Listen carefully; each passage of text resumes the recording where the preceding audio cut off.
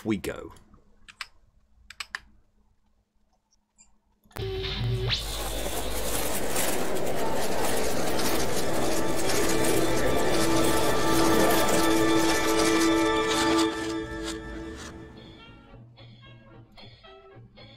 Good morrow. Are we working? Are we on? I'm not entirely sure. It's been one of those days. Yeah, sorry about yesterday, and and all this nagging and nagging and nagging. Yes, we're gonna do the fucking video. It's gonna happen. All right. Happy now? We're here. Okay. All right. And stuff.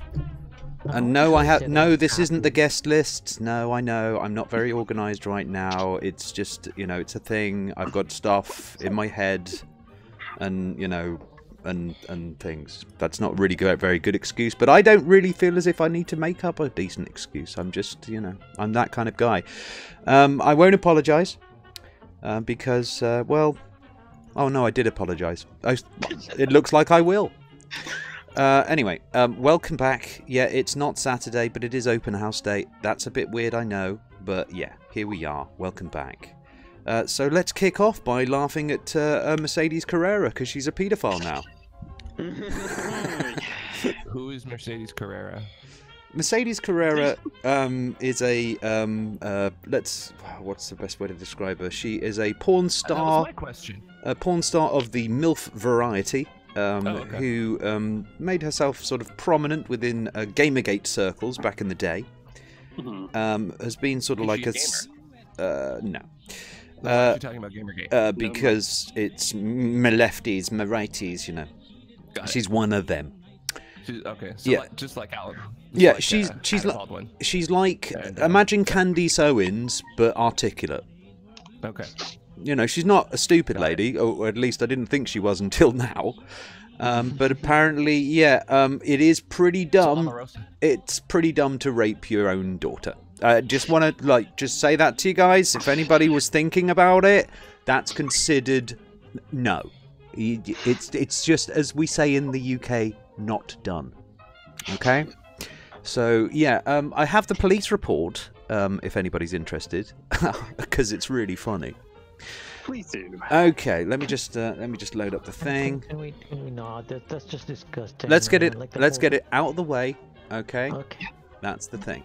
I mean, of course it's disgusting, but it's also amusing to me, because Mercedes was one of those who was, every time she saw any accusation of sexual misconduct, any accusation of this or that, all over it as though it was something that just the left or whatever did.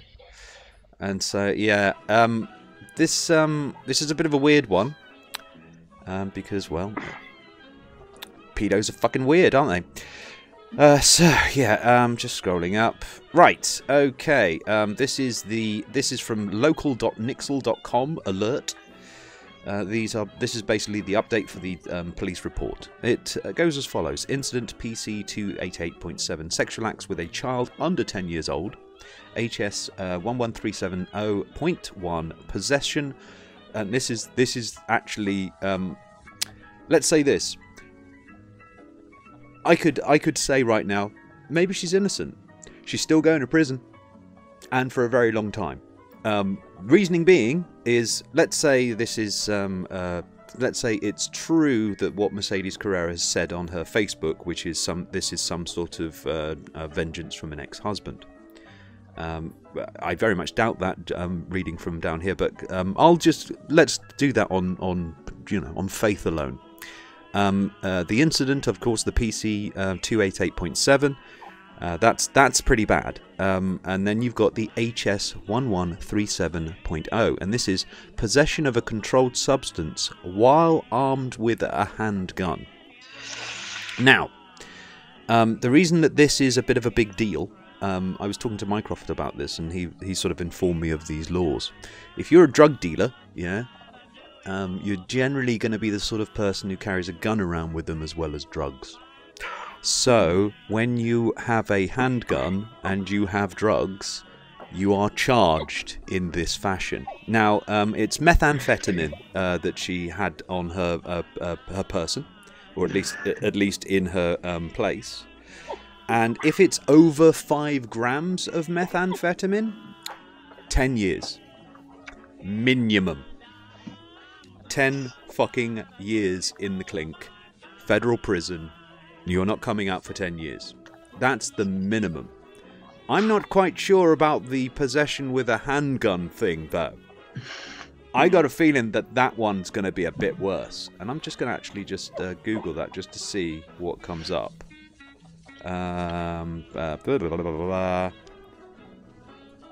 Okay, so we've got... She's in California, isn't it, as far as I was aware? Yeah. So, California Health and Safety Code. This is apparently a health and safety code. 11370.1. HS makes it a crime to unlawfully possess, as though there's a lawful way to possess methamphetamine. I suppose if you're a police officer, PCP, heroin, methamphetamine, cocaine, or analogue of any of them, while armed with a loaded, operable firearm. Let's just go back to the detective's report. 2 loaded handguns in the home. Oops, right. Yeah, so double the trouble. So possession of one of the above drugs while armed is a California felony. And it can be punished by 2, 3, or 4 years in California State Prison and or a fine of up to $10,000. Now, that is, of course, if she's just got maybe half a gram or something like that. But if she's got over 5 grams of methamphetamine, 10 years in the clink. Oh god, imagine they find a whole room of drugs. Oh, well, they didn't just find a whole room of drugs, sir. Let's go back to the report, shall we? Right, Jason Whitney, 43-year-old from, this is where they live apparently, Rancho Cucamonga. Yes, that is the name of a real place. Yes, this guy's Damien Sins, I believe his name is. And then Melinda Smith, a.k.a. Mercedes Carrera, 35 years old from Rancho Cucamonga. Cucamonga, this is. What the... Come on, guys. It reminds me of like when Homer goes to college and crashes said, repeat the names of the funny names of the cities, and one of them is Cucamonga. I know. God. You fucking what, mate? Yeah. Anyway, we continue. Summary update. Through further investigation, detectives have learnt that Jason Whitney uses the name Jay Allen on social media platform. However, he is better known in the adult film industry of name and sins. Okay. On Thursday, January 31st, deputies were notified of sexual acts against a minor female victim, which occurred in the city of Rancho Cucamonga. I'm actually being able to pronounce this. I'm doing quite well. Well done, Rob. Detectives from Rancho Cucamonga, this is going to be a long time, assumed the investigation and conducted an extensive interview with a minor female victim. Detectives learned that she was sexually abused several times by Melinda Smith and Jason Whitney. The sexual abuse consisted of inappropriate touching, oral copulation, digital penetration, which occurred over 4 months.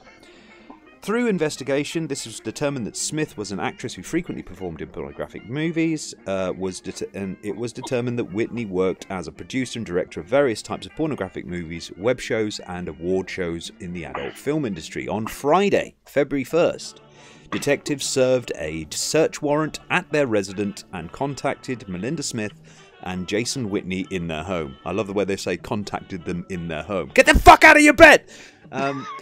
A search of the residence was conducted and detectives located a large amount of evidence corroborating the victim's statement. Additionally, detectives located methamphetamine and 2 loaded handguns in the home. Oops. Detectives also learned the 2 suspects had their bedrooms set up where they could film various pornographic videos and web shows. To be honest with you, when I'm listening to that, to anybody else, your average Joe, that would be maybe a little bit weird. To 2 people who work in the porn industry, that's like just having a TV in your room, really.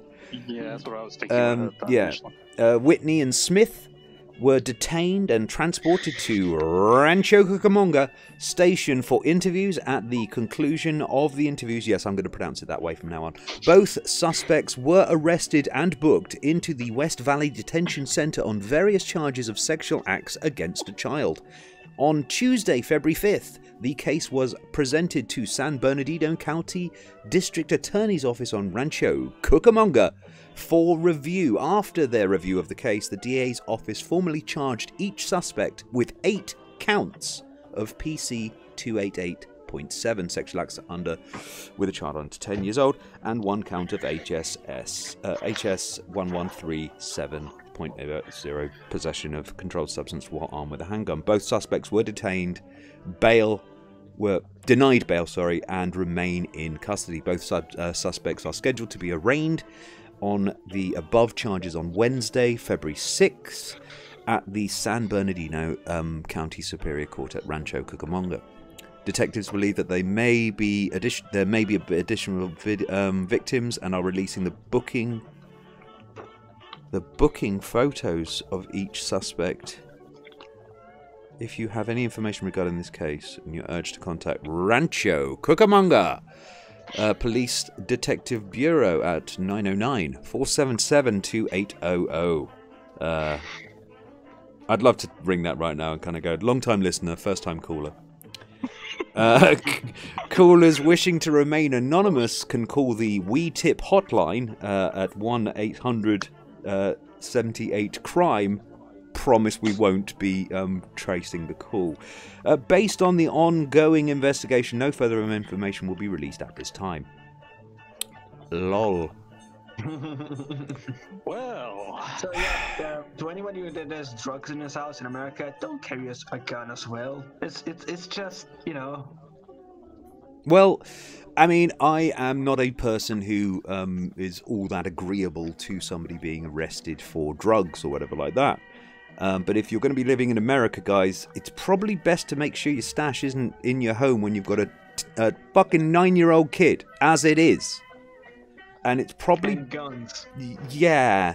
Loaded weapons in the home with a child around there. This is obviously, this person is a responsible gun owner.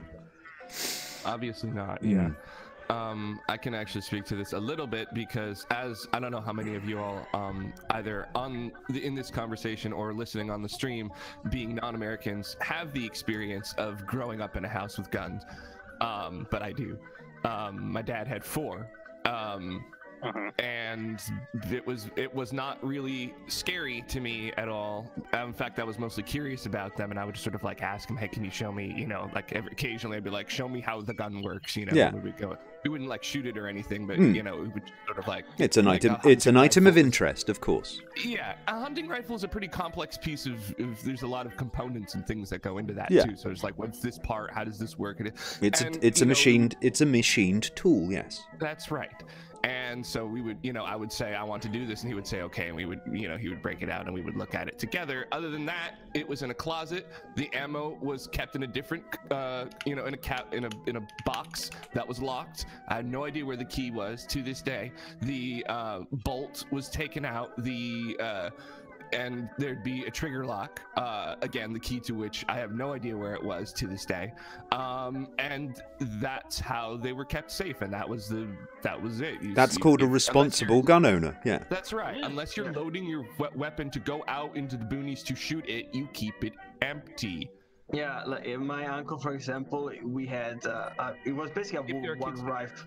Yeah, my uncle went hunting, and we used a one rifle, and basically he would keep the bolt away from the gun. He would literally take out the bolt. It's a bolt action. And action someplace else. And did your dad digitally penetrate you at any point? To my knowledge, no. There is a period, obviously, between 0 and 3. It feels, yeah. Already, these two stories have diverged, haven't they? Really, you know.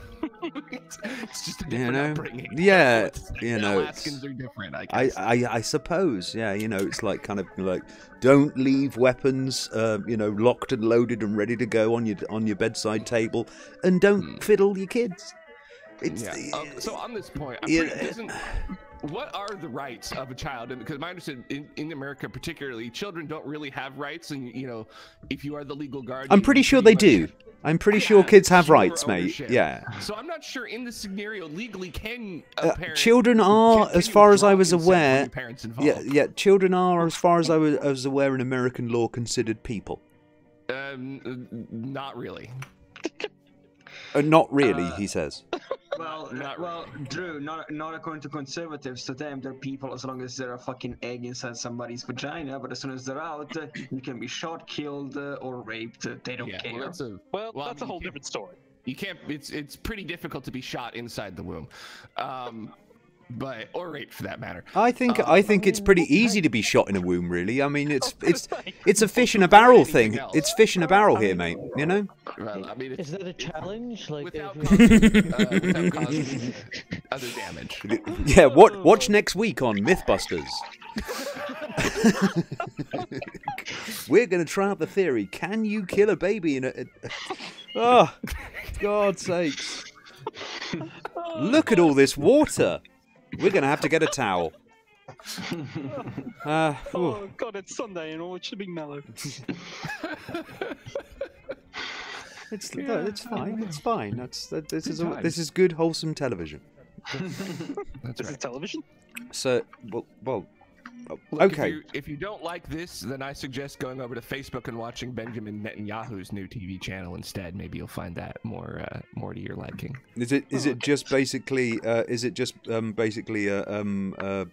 rifle sight through some sort of fencing?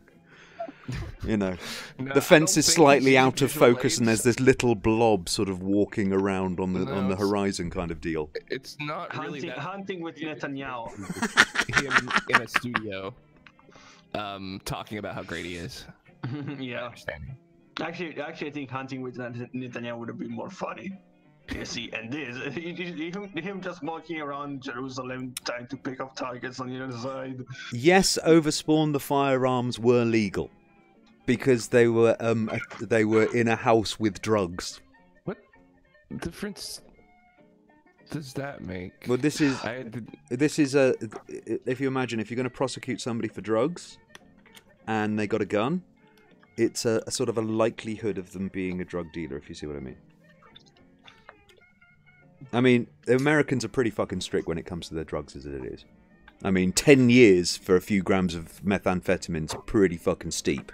They're nasty enough with the pot, but yeah, and so I don't doubt that they would do it in such a fashion as to basically make it. Well, they might be a drug dealer. It's like, but you're in a country where you've got the right to a gun. Yeah, they're very strict with their drugs, but explosive guns, missiles. No, fuck it, Second Amendment. Founding fathers loved us. They want to give us guns. Yeah. They love freedom so much they're willing to give you guns, but not drugs. I kind of like the idea of having a sports rocket launcher. Sort of like kind of going, we're going to go duck hunting. How many ducks do you want to kill? All? Pretty much the whole fucking flock, dude. Yeah. Now, listen, I want to go hunting with a flamethrower. I mean, it's just like you kill and barbecue all at the same time. I'll be honest. Launcher on the open market, I would. I reckon that would actually be quite the challenge too. Because you can't really do, it's not a long-range weapon. So you've got to really stalk your prey, And to be honest with you, I mean, what do you want to do? You can't just flash roast a rabbit, mate, The consequences of missing are dire, so you need to be careful about it. Yeah, that's the thing. You got to trap them in a corner. So that they stay there. No. You need someone who's passionate about cooking and grilling, and also wants to go hunting. So you'd have the right kind of tweaking to the amount of energy. You'd need some sort of caddy with you, somebody who's carrying various herbs and spices.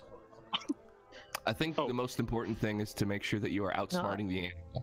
No, listen. I played enough video games to know that you can just if you have one bucket or just one backpack, you can just have 600 weapons in there and a lot of bombs and.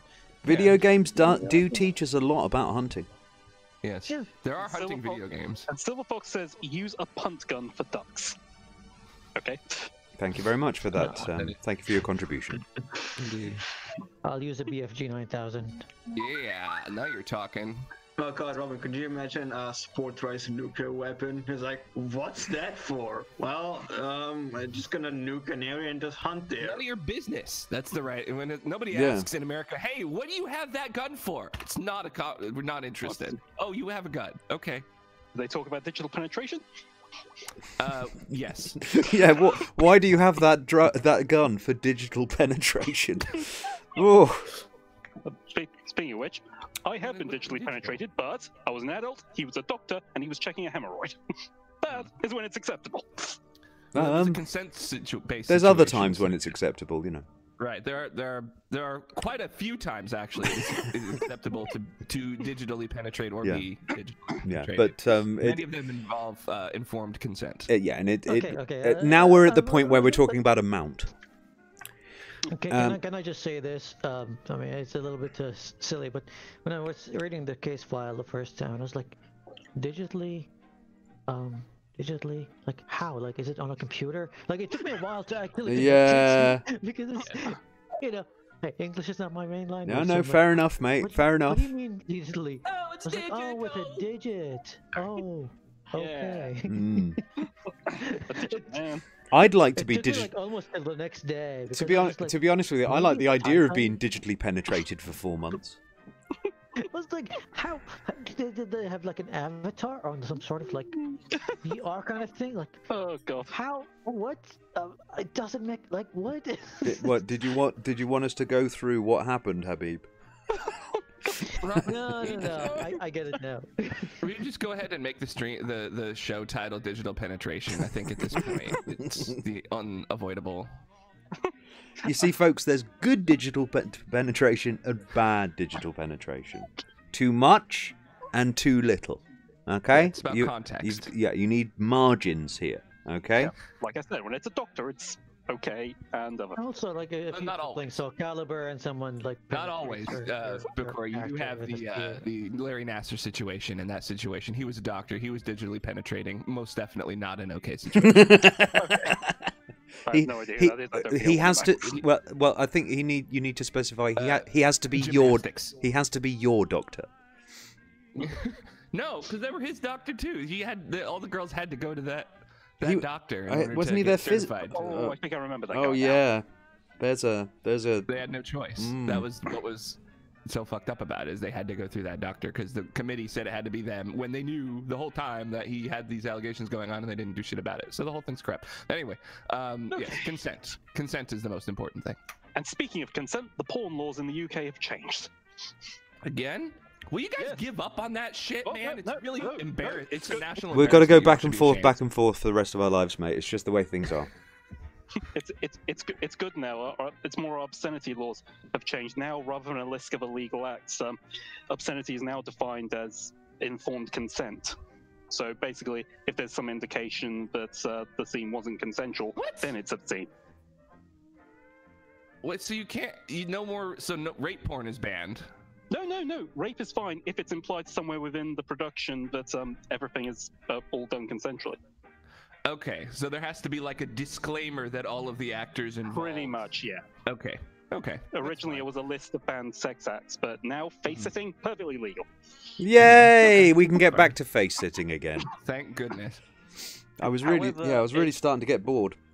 Yeah, the one thing that they have still banned, however, is actual bodily harm, and that's because of a case law, a test case in 1994. Yeah. Carry on, mate. Oh. You go into it? You just made. Yeah, you've just. All right. Well, it's called It was called the Spanner case or Spanner test, something like this. Spanner case. Yeah, as far as I understand, a police officer. My imagination is is already. Does this involve penetration as well? I don't know why. Maybe that was what the judge. Spannel penetration. Okay, as far as I understand, roll with the punches, man.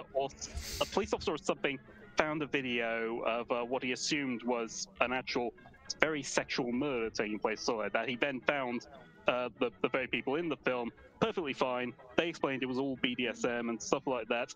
They were arrested on obscenity. They were found guilty. They did appeal, took it all the way to the European Court of Human Rights, but they ruled in favor of the UK's decision of obscenity. And this pretty much left BDSM, well, pretty much, well, you know, no one was pretty much happy. I can't really describe any further. I'm not very good at that. Well, thank goodness you have the European Court of Human Rights to appeal to. Well, not for long.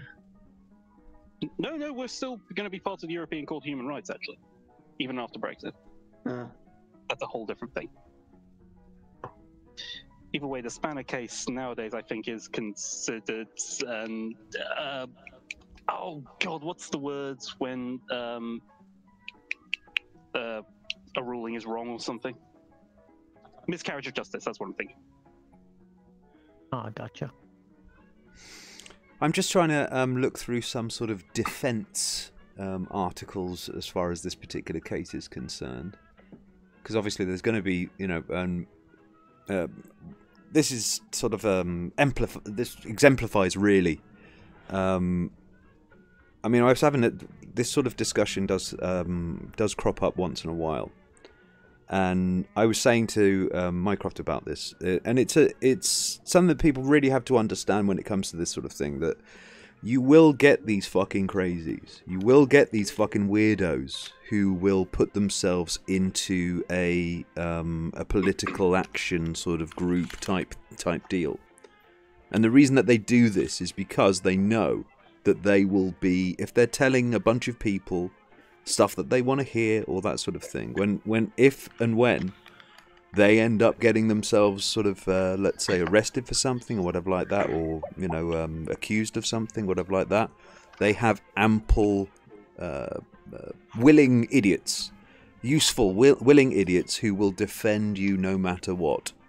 You know, I mean, I did well, I didn't really watch all of it, but a lot of their, like, her friends from, let's say, Gamergate, or like the Drunken Peasants, for example, the strongest defense I got, or I heard, was like, it looks bad, it looks very bad, but I'll wait until the court case is sort of decided on.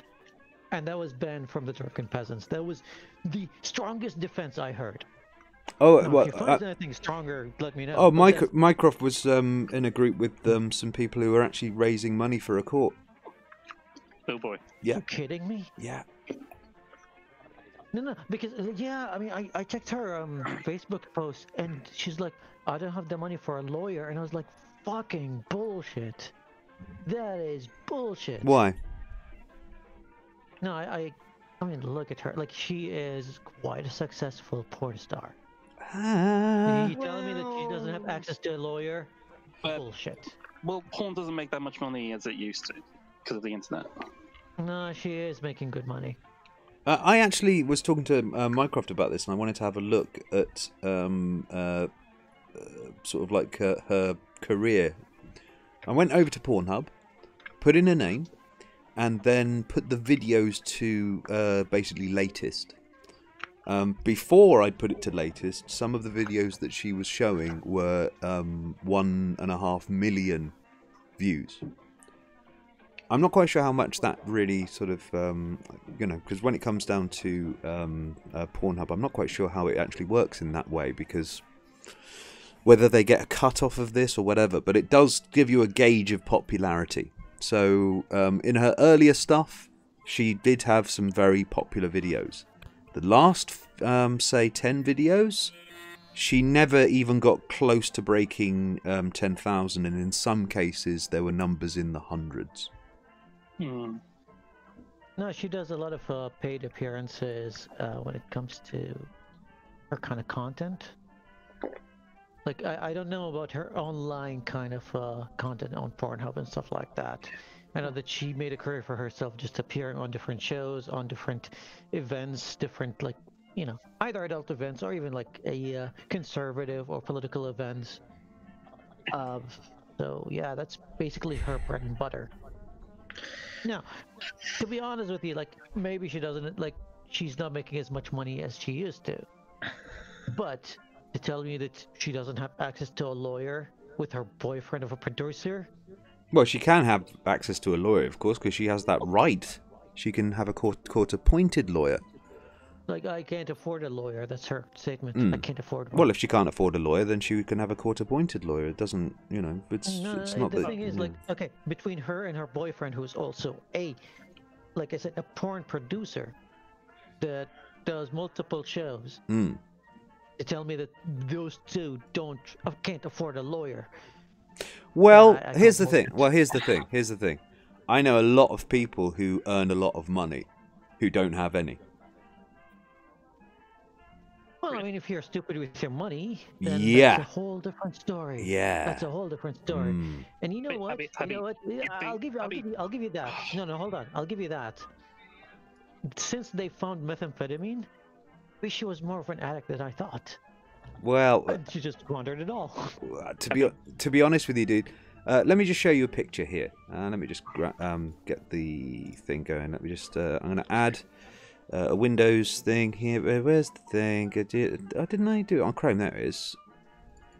That's the one there, and then we go to that one. Okay, where's that gone? Hello? I don't know. I was hoping that was going to turn up. Go grab a drink. That's weird. That should be coming up. Why isn't that coming up? Have I got that on some sort of fade? Yeah, it's opacity. Begging your pardon. I was trying to be professional. So if you have right, we were having this discussion with Mycroft earlier, or at least I was. I'm not like like some sort of drug addict, but I know me drugs. I'm not. I've been around. I know a guy. Let's say. You know a guy. I know a guy. Yeah. Let me just get the. I know a lot of guys, but no one gives me drugs. Well, you gotta look around, dude. Let's get that unlocked. Okay, so let's just move that in there. Right, we've got a picture here of her mugshot. Okay. Oh yeah, I've seen the mugshot. Okay. I've seen. So this is not okay. If you've ever seen somebody who is addicted to methamphetamine, this is not what their face looks like. You know, and I know about forward flash photography. So yeah, Mycroft obviously being the not really sort of understanding drugs or photography, sort of looked at that, and you can see that obviously she's got a lot of blotches and things like that, but it's forward flash photography, so their skin's going to be basically zapped with this bright light, and every single flaw in her face is going to turn up. This is why the pictures that they use for driver IDs are just that crap. Yeah, same thing. You always look fucking awful in these because of the way photography works. They use very high f-stops, so it's very sort of sharp and nasty. Anyway, always go to a professional, folks. So, yeah, this is not the face of a drug addict. This is not. I'll show you the face of a meth addict. Let's have a look at a meth addict, shall we? There's a good one. Right there. That's more like it. This is the sort of thing. This is the sort of thing that actually happens to people on meth.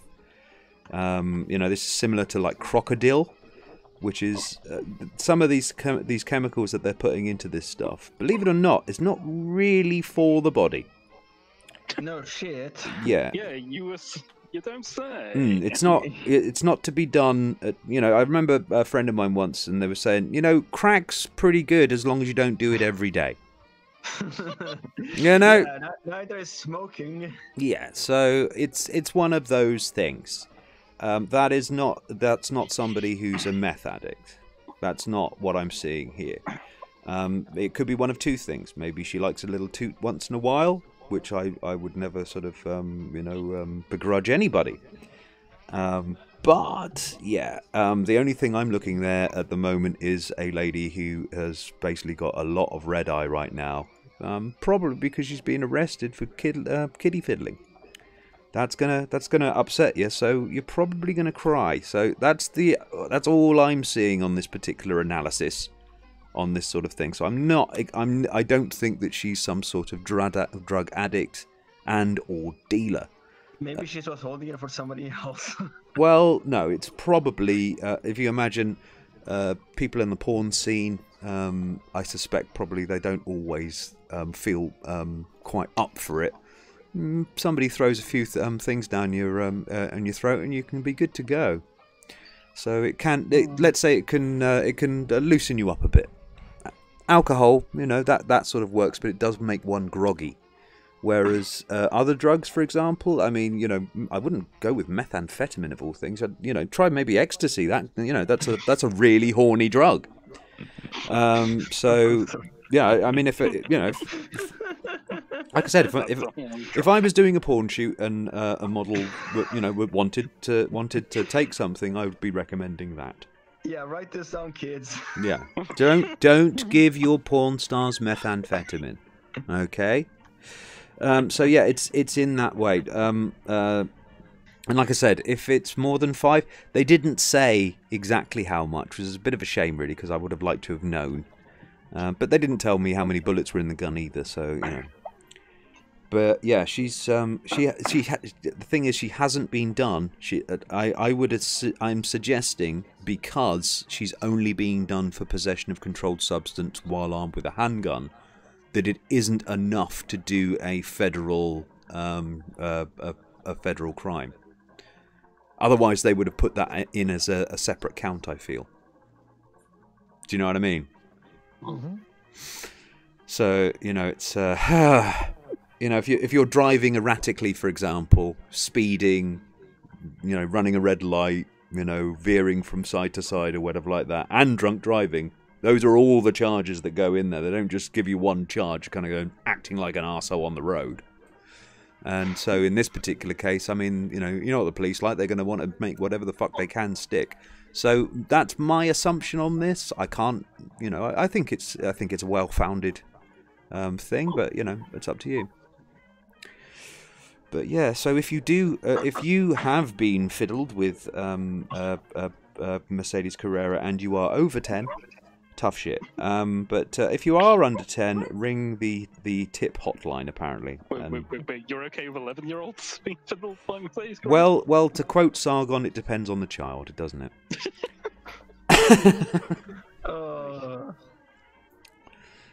But yeah, the dominoes are falling these days, aren't they? They really are. Now we need that Tommy Robinson gets arrested and thrown in jail for life. You mean again? Yeah. As in for life, as in he doesn't get out. Whoa. Okay. Life over here. You're a real life. Gulag fan, aren't you? It's not Gulag. They catch him for terrorism and they throw him in jail for life. Oh right. So we've just got to have a terrorist incident then. Great. I mean, if you look at the EDL, I mean, they do pretty nasty shit. Luca, life sentence here doesn't actually mean life. It means something like 25 years, I think.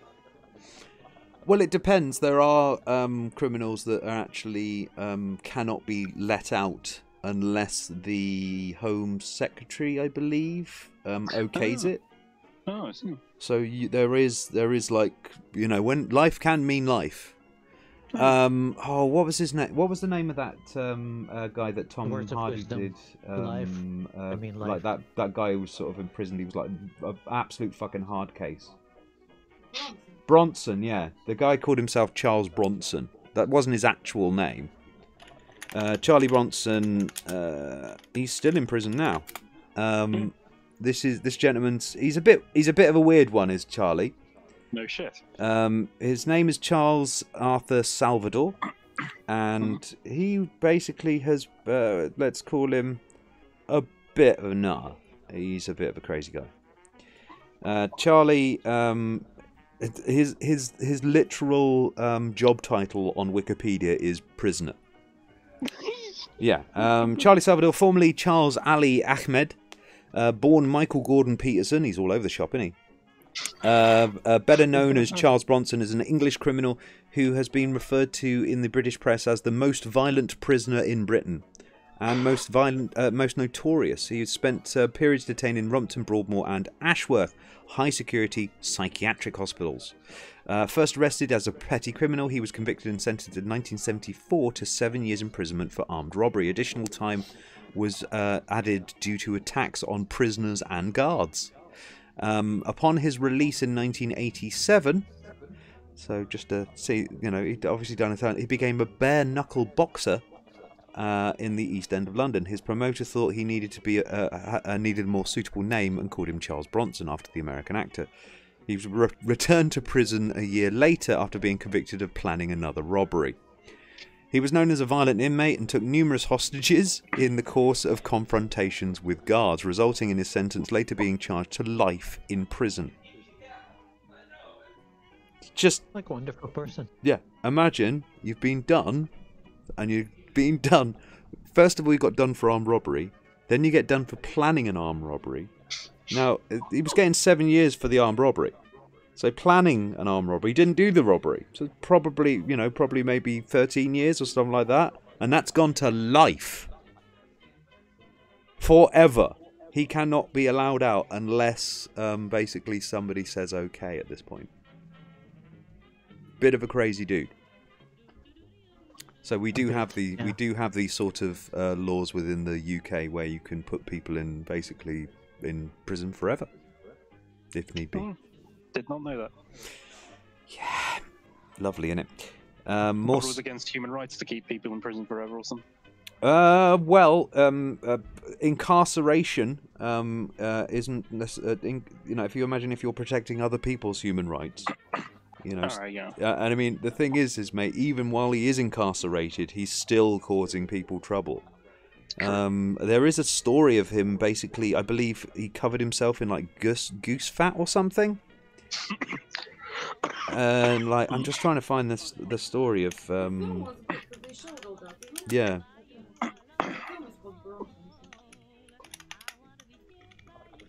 I'm just trying to find... Was it goose fat? I'm just trying to find the story about this. But he basically just covered himself in grease. I can't remember what it was. Some sort of greasy substance.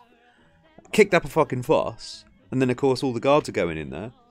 And they can't keep a handle on him because he's just covered in all this goo. So, it's just like... this is the sort of like stabbed. I witnessed them running into walls using their heads as rams. I've seen them fall unconscious doing this. They stabbed themselves with pens, needles, scissors. One even blinded himself in the eye, and one tore out his own testicle. There was one just kept trying to eat himself, biting his arms, legs, and feet. This is Bronson on finding it impossible to relate to other patients in a mental institution. Yeah, he could understand kicking the shit out of other people, just not doing it to yourself, Oh, is he in a mental institution? In and out, mate. Bronson was more settled in more modern facilities, a regime of Ashworth. He soon got into trouble. He used the sauce bottle to stab someone. What the hell? I'm beginning to think maybe he's detained under the Mental Health Act or something. I'm beginning to think they should just keep him on the straitjacket forever in a padded cell so he can just laugh to himself all day. I mean, Jesus Christ. Now, what the fuck are you giving people sauce bottles for, guys? What the hell are you giving him anything at this point? Well, obviously it's either an HP sauce or tomato ketchup, and you do get the squeezable varieties. But this was obviously back in 1985 when it was made of glass. But still stab someone with plastic, Robin. Well, yeah, not a squeezable bottle though, Mags. But we're talking about violent criminals, and they've allowed them to basically handle something that you could probably use it as a kosh as well. I don't know if you've ever remember those those old sauce bottles that they used to have for Heinz? Those are pretty heavy glass. And that filled with a liquid as well. That could knock the shit out of somebody with that. Yeah. But yeah, it's just insane. His mustache. Yeah, but it's like I said, the guy is quite a violent, angry loon. He revelled in the fact that he was a violent criminal. He liked the idea of that shit. Some people are like that. I had a friend of mine, I'll say that, who was very much like that in Cornwall. He's dead now, because that's what's going to happen to people like that.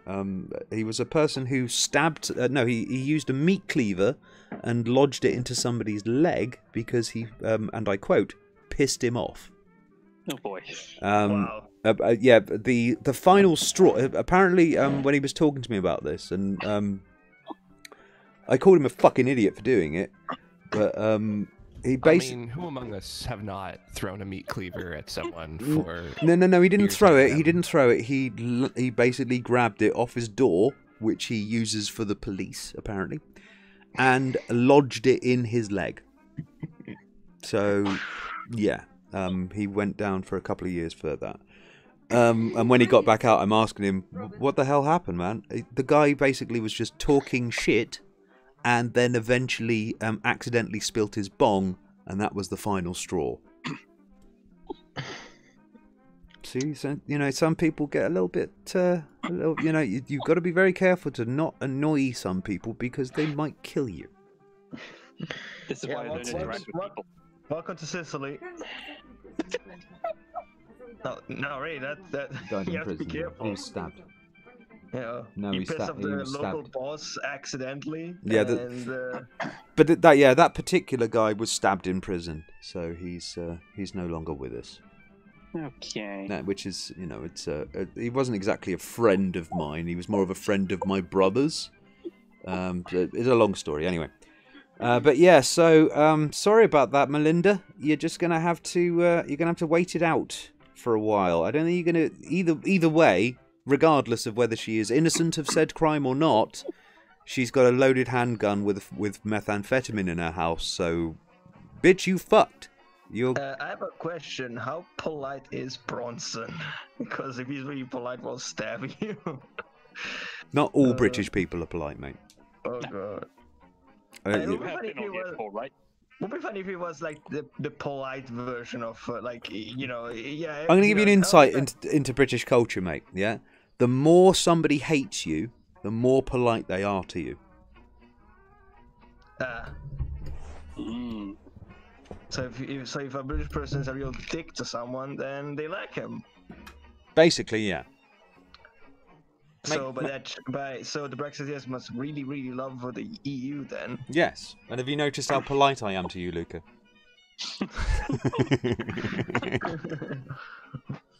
But anyway, yeah. So that's all she wrote for Mercedes. See you later. Maybe in a couple of years we'll have you out. Let's hope for the best. Okay. Her statement was that she has accused her ex-husband of ringing the police on her. That's all very well and good. He's a staunch Christian. Yeah, because he's a staunch Christian fundy or whatever like that. Now, okay, fair enough. Imagine if that's happened. Problem is, darling, they interviewed your daughter. So what's going on there? They went to your house and found... What was it? Oh no! They didn't find corroborating evidence. They found it. They found, and I quote, where is it? A large amount of evidence corroborating the victim's statement. I'm not quite sure what that's going to mean. Somebody, Mycroft really said to me that he reckons they might have found probably a video. Well, okay. As Maggie's asking, how the fuck would you make that sort of assessment? Okay. I can make that assessment too, but then you're like he knows more than what we do. No. He's I understand why he's making that assessment. I'm just about to tell the audience. Why he would be making that assessment, of course, is when we have the large amount of corroborating evidence. Okay, this is a victim's statement. Now, it's very difficult to prove sexual misconduct as it is. It's very difficult to prove rape without evidence of said rape. Now, a little girl being inappropriately touched, that's going to be a difficult one to prove. A little girl being digitally penetrated is going to be a difficult one to prove. And also, of course, I don't know who, let's say, was fellating who. But all of those are things that you're not going to be able to prove unless there's evidence of it. What evidence of that could you have? Except video evidence. So I can only, at the moment this isn't written in stone, but anybody could think that. Yes. In that particular case, like I said, there's no way you're going to have anybody if they've been touched by somebody inappropriate. There's no real evidence unless, say, it's been caught on camera. What is it with people and taking pictures of themselves committing a crime? The thrill of it. Yeah.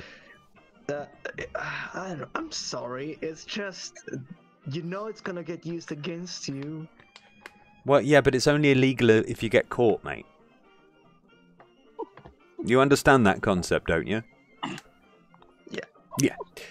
So, yeah. Yes, what's it? Overspawn says, yes, Mercedes is still coked because of the guns and meth, but she might not be a pedo. As I said, Overspawn, I think Mycroft made a pretty good case there when it comes to this daughter. If she said to them, they touched me, they made me suck his dick, they fingered me or whatever like that, yeah, and they've gone and had a look at her setup where she videos pornography, they're going to have, and they said, lots of a large amount of evidence corroborating her story. That's pretty fucking damning, dude. They didn't say how much meth was in there. They didn't say how many bullets was in the gun. But they are saying that whatever this girl said, they've got evidence to corroborate her story. And a lot of it too. And they have basically, within less than a week, have charged her and him with 8 counts of this. Twice. 8 for her, 8 for him. Oh, and the drugs and guns thing. So, they're not messing around. Yeah, I mean, I would have had a different kind of approach to this if it was an arrest on suspicion of sexual assault of a minor. But no, this is a very specific kind of thing. 8 accounts.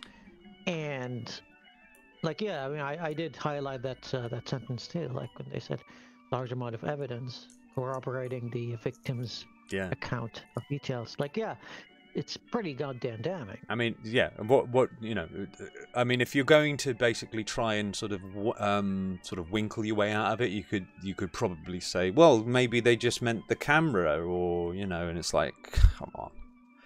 I mean, that's whoever's going to try it, yeah. Yeah, they have a camera, sure, but with no one would look at a camera and be like, well, this means that they have 8 accounts of rape. Yeah. Like, how is that? Like, they came to this kind of specific number for a reason.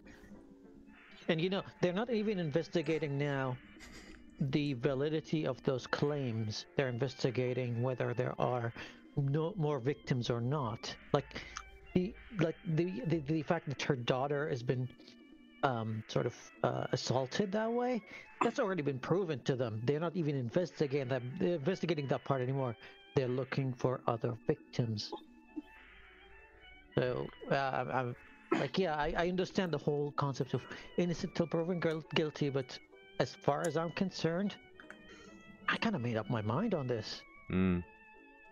Yeah, I'm struggling, and I'm trying, but I'm struggling to see an innocent person in this, because the police don't just arrest people for paedophilia without something, because that's if you charge somebody for 8 counts of kiddie fiddling, and you got that wrong, oh my god, you're gonna get sued to fuck.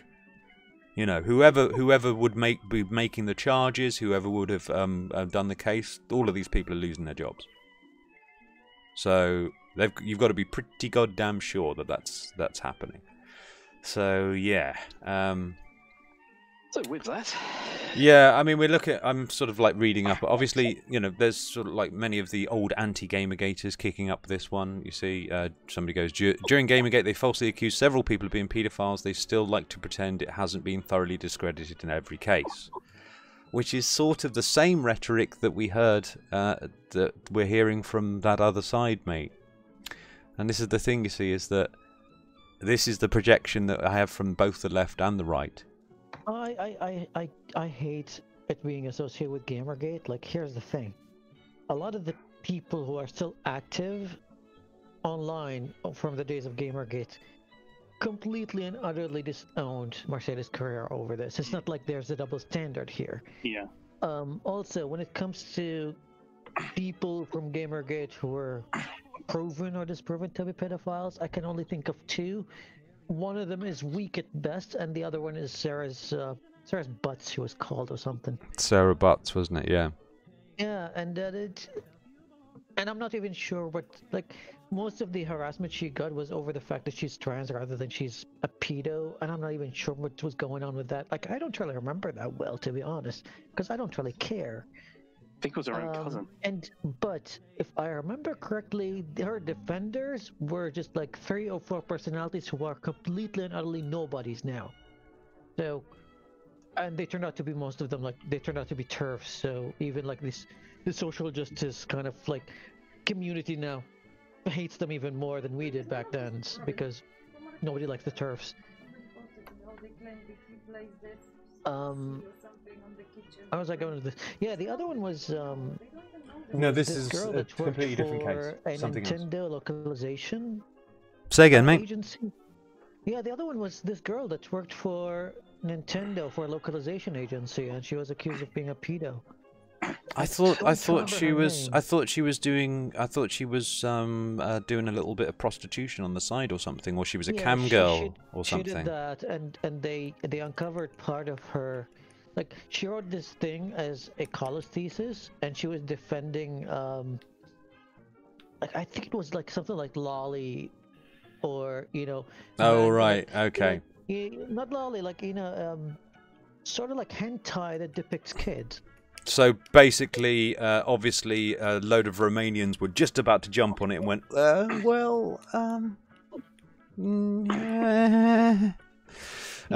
they were like, yeah, she's a pedo because she defended like that kind of thing, and I'm like, eh. I wonder who else likes lolicon. If I see marijuana, you're going to Jailiana, says Camilla Harris. Hey, good plan. That's a great way to get the Liberals on side. Hello, Silver. Good. Yes, projection. There's projection on both sides about both sides. There are people that go into these particular groups who are fucking pedos, who are fucking douchebags, who are disgusting human beings. But because they've got a political opinion, they've got ready fans and friends willing to defend their ass no matter what. Well, we all know another person from the UK that started as a fucking nobody and then became the poster boy for freedom of speech. Yaxley Lennon, aka Tommy Robinson. It's a great cover, you know. I always like to. I prefer to call it the Michael Jackson defense. You know. Another of Yaxley Lennon's mates got banged up last week. Well, of course, because they keep on doing things like crimes. Yeah, if you've not heard the what I mean by the Michael Jackson defense, it's basically, yeah, he probably fiddled with a few kids, but those tunes, you know, you say what, yeah, okay, maybe he might have drugged a child and slept with them, but the guy can dance, you know. I gotta admit, like, when I watched like the Thriller video, I was just like, yeah, I can't be mad at the guy. Like, come on. Yeah, exactly. You know, this is why I always feel sorry for Gary Glitter. You know, if only he'd come up with a few more hits. Anyway, Gary and the gang. Yeah. I'm the leader of the pack. Gary in the shitter. Yeah. I actually. You do know that man has been arrested on paedophile charges. Paul Gadd, as he is. Yeah. Oh yes. Yeah. I remember his bloody. Gary was doing Children in the Glitter. Oh yes, the glitter. Yes. So he made a film. I mean, when it was back in the 70s, when it was Derek Gurr for rock stars to star in films, and it was atrociously camp. I mean, the whole thing, and you just thought, what are you, some sort of weirdo? And then, umpteen years later, yes, you are. And we've also, you know, you look at Jimmy Savile, for example, yeah, charitable guy, you know, did a lot of things for children as well as to. So, you know, it's the greatest cover. That's the thing. No, you know, it's the Trump defense, isn't it? I can walk in on anybody. I can just walk up and grab them by the pussy. I suppose because I am a star. Yeah, I mean, you know, look at say John Wayne Gacy. I'm just trying to Gacy, isn't it? Gacy. It's a weird sort of name there. Yeah, John Wayne Gacy. He was an American serial killer. Really, he had his name was the Killer Clown. But beforehand, it was, yeah, dude, he's really nice. He he's really nice with kids, and puts on a clown suit and does all sort of Pogo the Clown. He used to dress as, and Patches the Clown characters that he devised himself. And he just so happened to strangle children. That's the thing. 26, in fact, under the crawl space of his home. But he was also really, really cool at parties. Can you the guy though? It's like it depends on the child, mate. It depends on the child. He may torture people, but he's a really nice guy. Yeah. It's like Well, there was back, I don't know how long ago it was now, 80s, 70s, I think mid-80s I'll go for. There was a bloke was up on... Very, very young. There was a bloke up before the beak for basically doing something to a young child. And hello, the judge Alberto. turned around and said, well, she looked dodgy to me as well. She looked like she was asking for it. This was the fucking judge. I don't know. Are you old enough to remember the paedophile information exchange? Yes, I am. How fucking arse was that?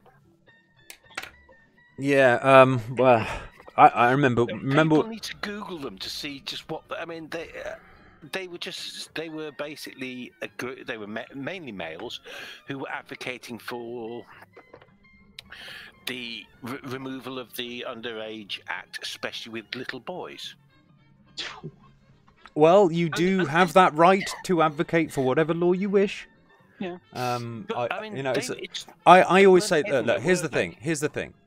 And this is the thing. It's like, let's say that they are, doing that sort of thing. And I've seen this sort of argument that people have. These people shouldn't be allowed to do that. And I say, why?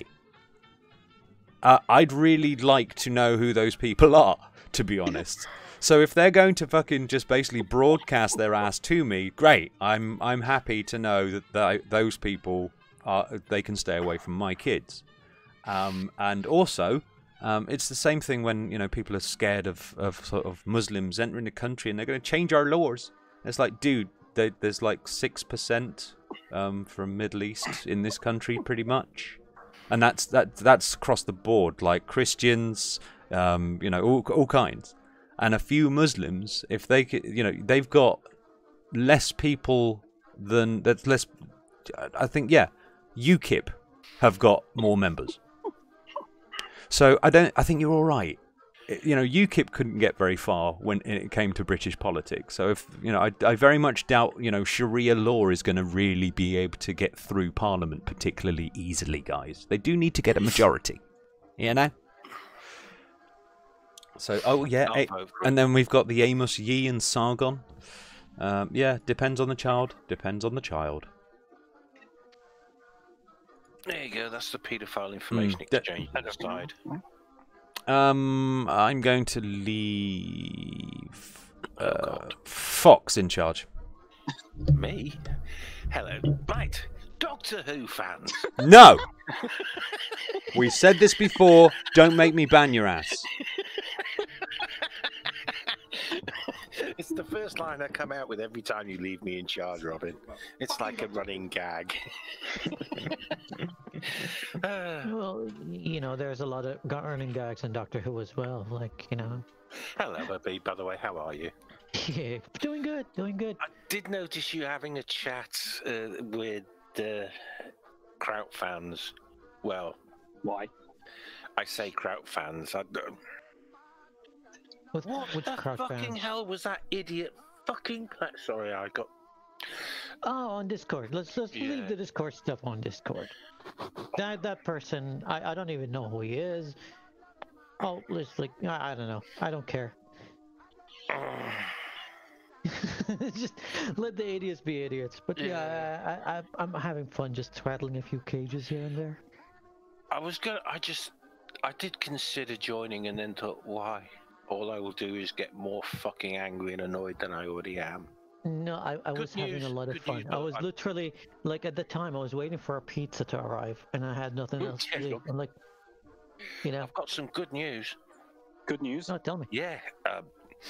My wonderful government decided on the 24th of January to cut my benefits from £202 a fortnight to 0. Wow. No, that's the bad. Yeah, the good news is, and they made such a nice thing about this. We've reviewed your case and we've realised we've made a mistake. No shit. Yeah. So now I can have £86 a fortnight. Oh, yeah, that's good. Yay to the British government. Yay. One up, man. Hey, there'll always be a Tory. I might not be able to make your do next if you ever have one, by the way. But in news what we were discussing earlier, face sitting in porn is now legal. It always was, as long as you kept it off camera. Not anymore. Now you can do it on camera. Okay, enough Doctor Who talk. Sorry about that, folks. And then the Doctor didn't do anything. Anyway, back to nothing.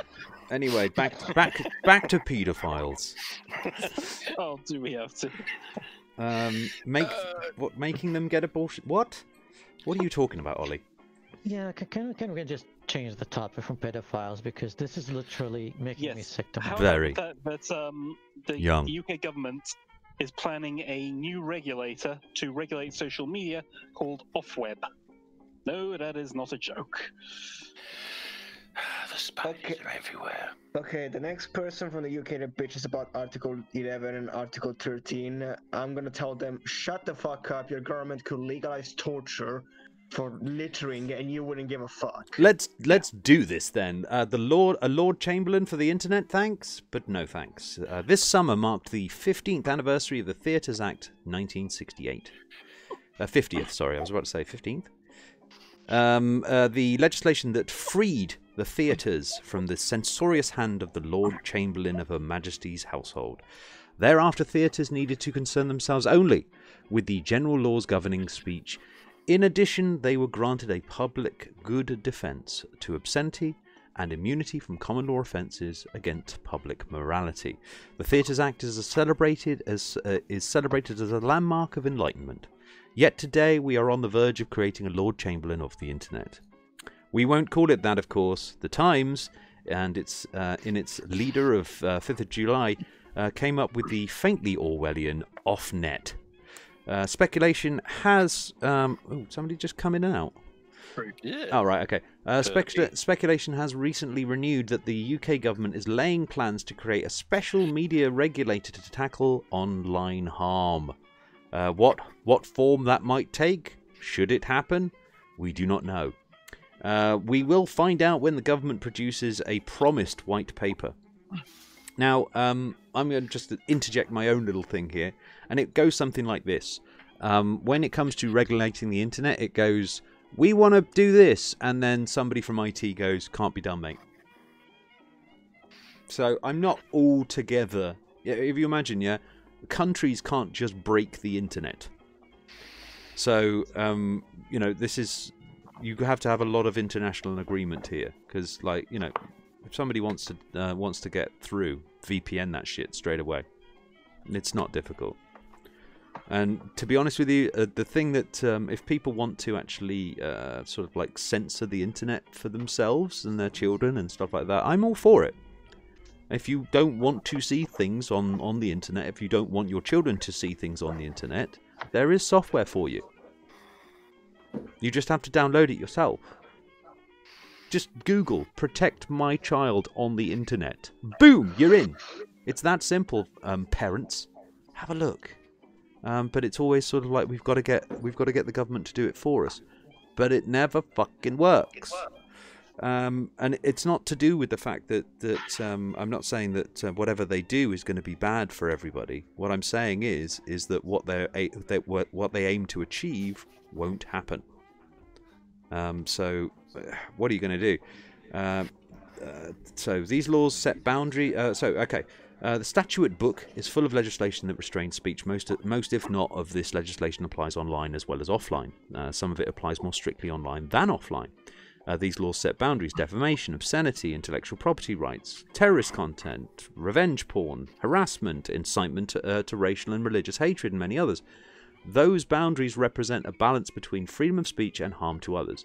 It is for each of us to stay inside those boundaries, wherever they may be set. Within those boundaries, we are free to say what we like, whatever someone in authority may think. Internet courts applying principles. Independent courts, applying principles, processes, and presumptions designed to protect freedom of speech, adjudge alleged infractions according to clear, certain laws enacted by Parliament. But much of the current discussion centres on something quite different: regulation by regulator. This model concentrates discretionary power in a state agency. In the UK, the model is, to a large extent, the legacy of the 1980s Thatcher government. Thank you, Thatcher. Yes, as in, and here's the weird thing: she was considered a neoliberal. A neoliberal. Weirdly.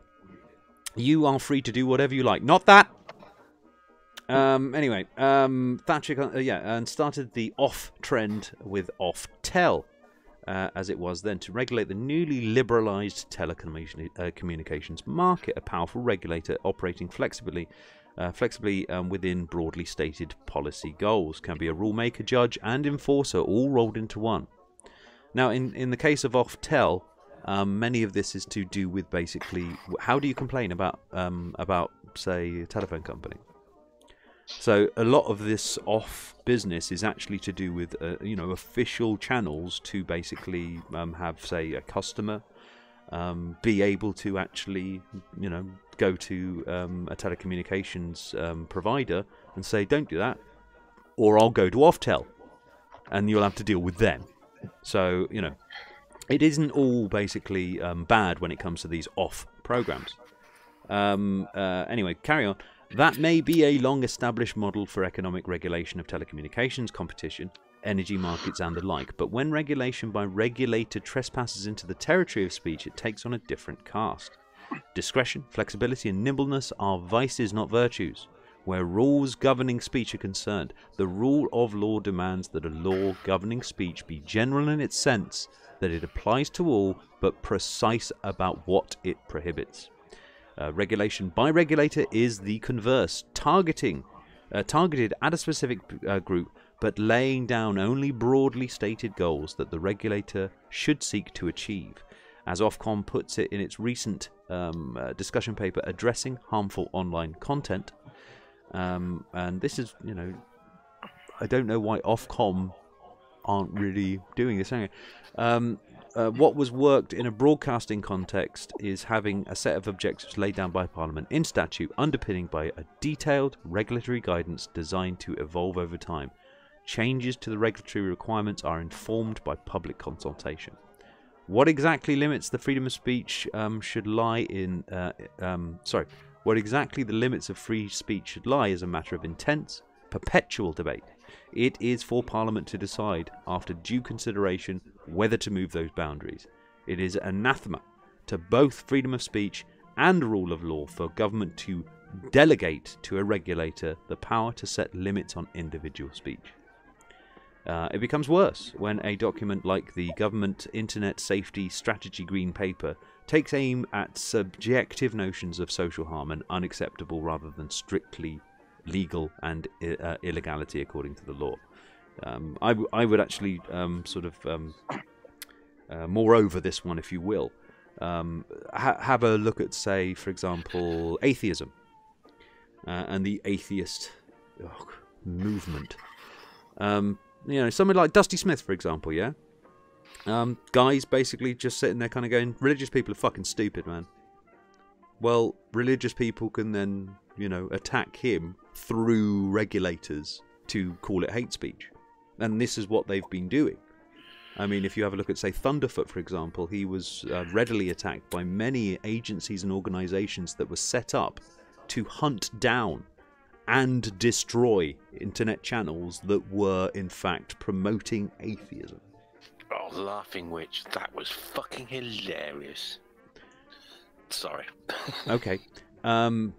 Completely irrelevant to it, but well done. Also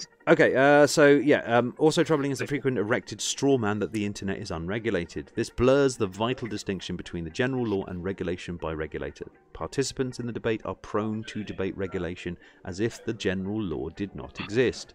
Occasionally the difference is acknowledged, but not necessarily as a virtue.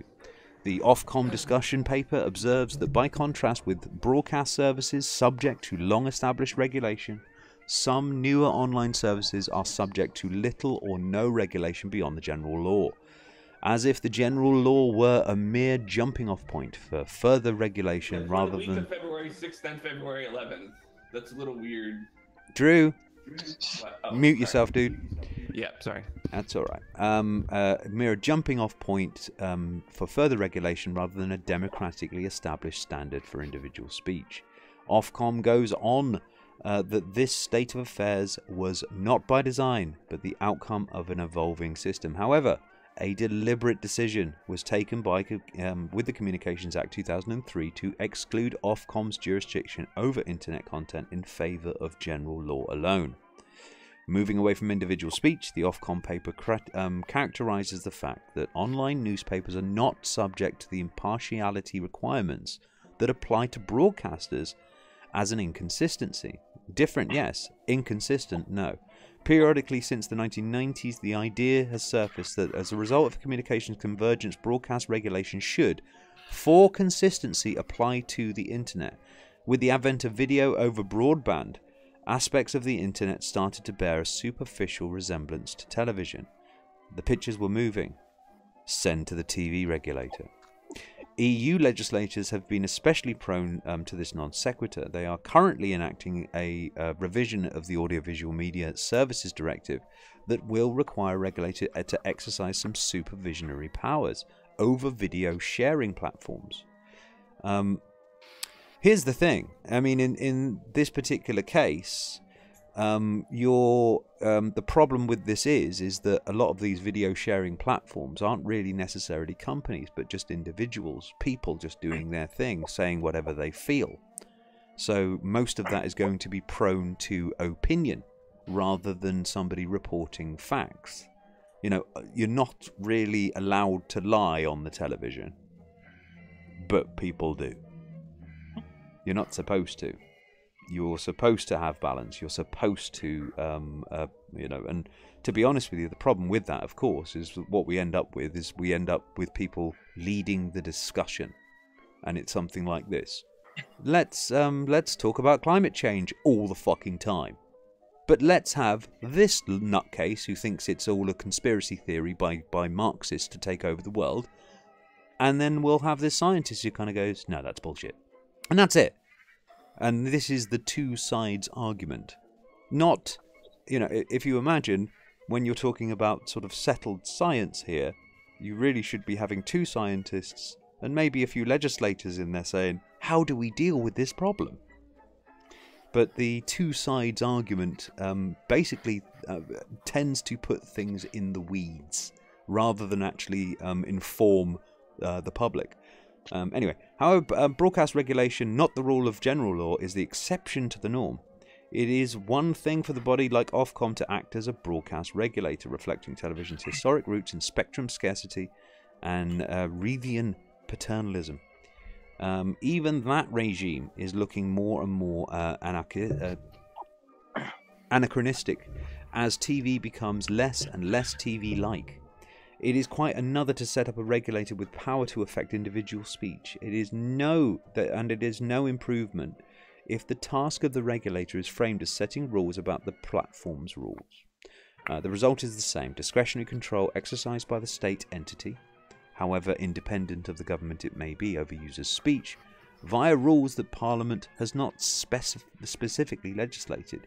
It is true, as the Ofcom discussion paper notes, that the line between broadcast and non-broadcast regulation means that the same content can be subject to different rules depending on how it is accessed.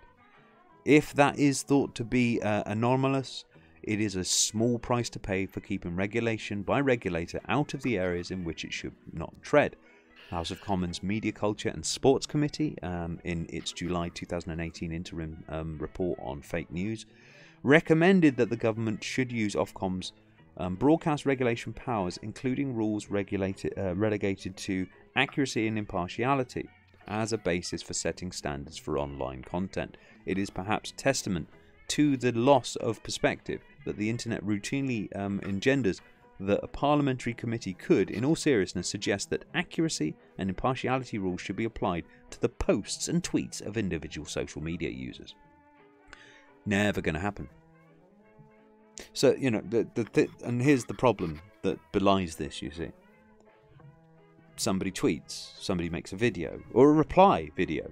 Let's say somebody's saying something in England, they say this, they say that, or whatever like that. And then somebody sends them a reply video. How are they going to do this? What if the person who is sending the reply video has not been balanced? Are we going to just not see the video at this point? How are you going to do this? And when you start asking people how it's going to be done, this is when it all falls apart. A bit like, say, I don't know, Brexit. And this is often the problem with government legislation. It's like, yeah, we want to do this and we want to achieve this particular aim. How are you going to do it? Well, we could do that bad. What about this? No, that's not going to work, and here's why. Oh, so we can't do it then? No.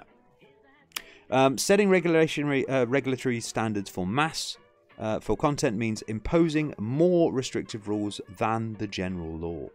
That is the regular's raison d'etre.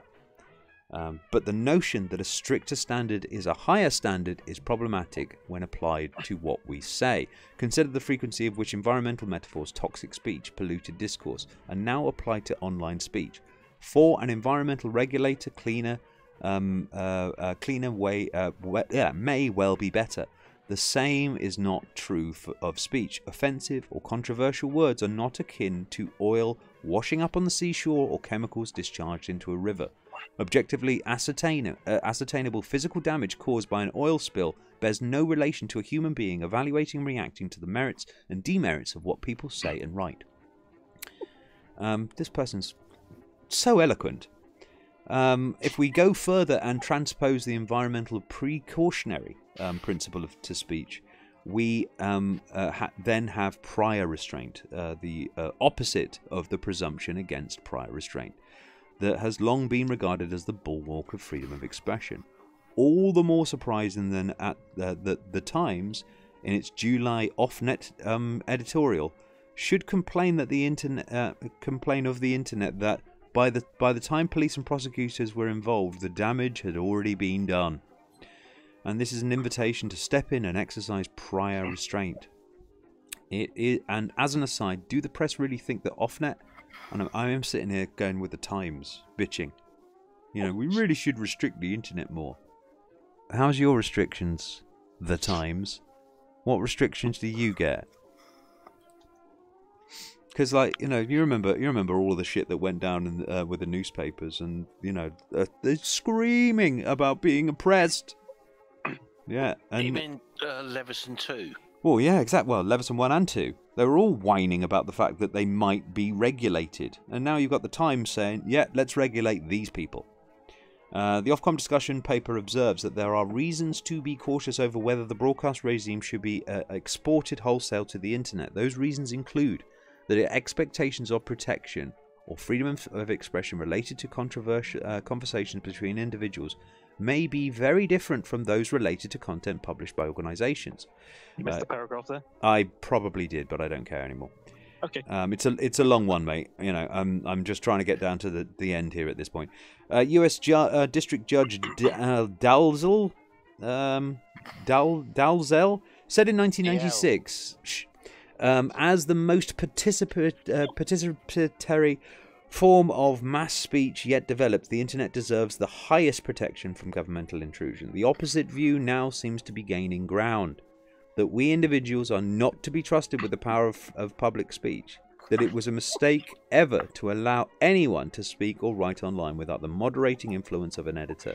And by that hook or by crook, the internet genie must be stuffed back into its bottle. And you know what?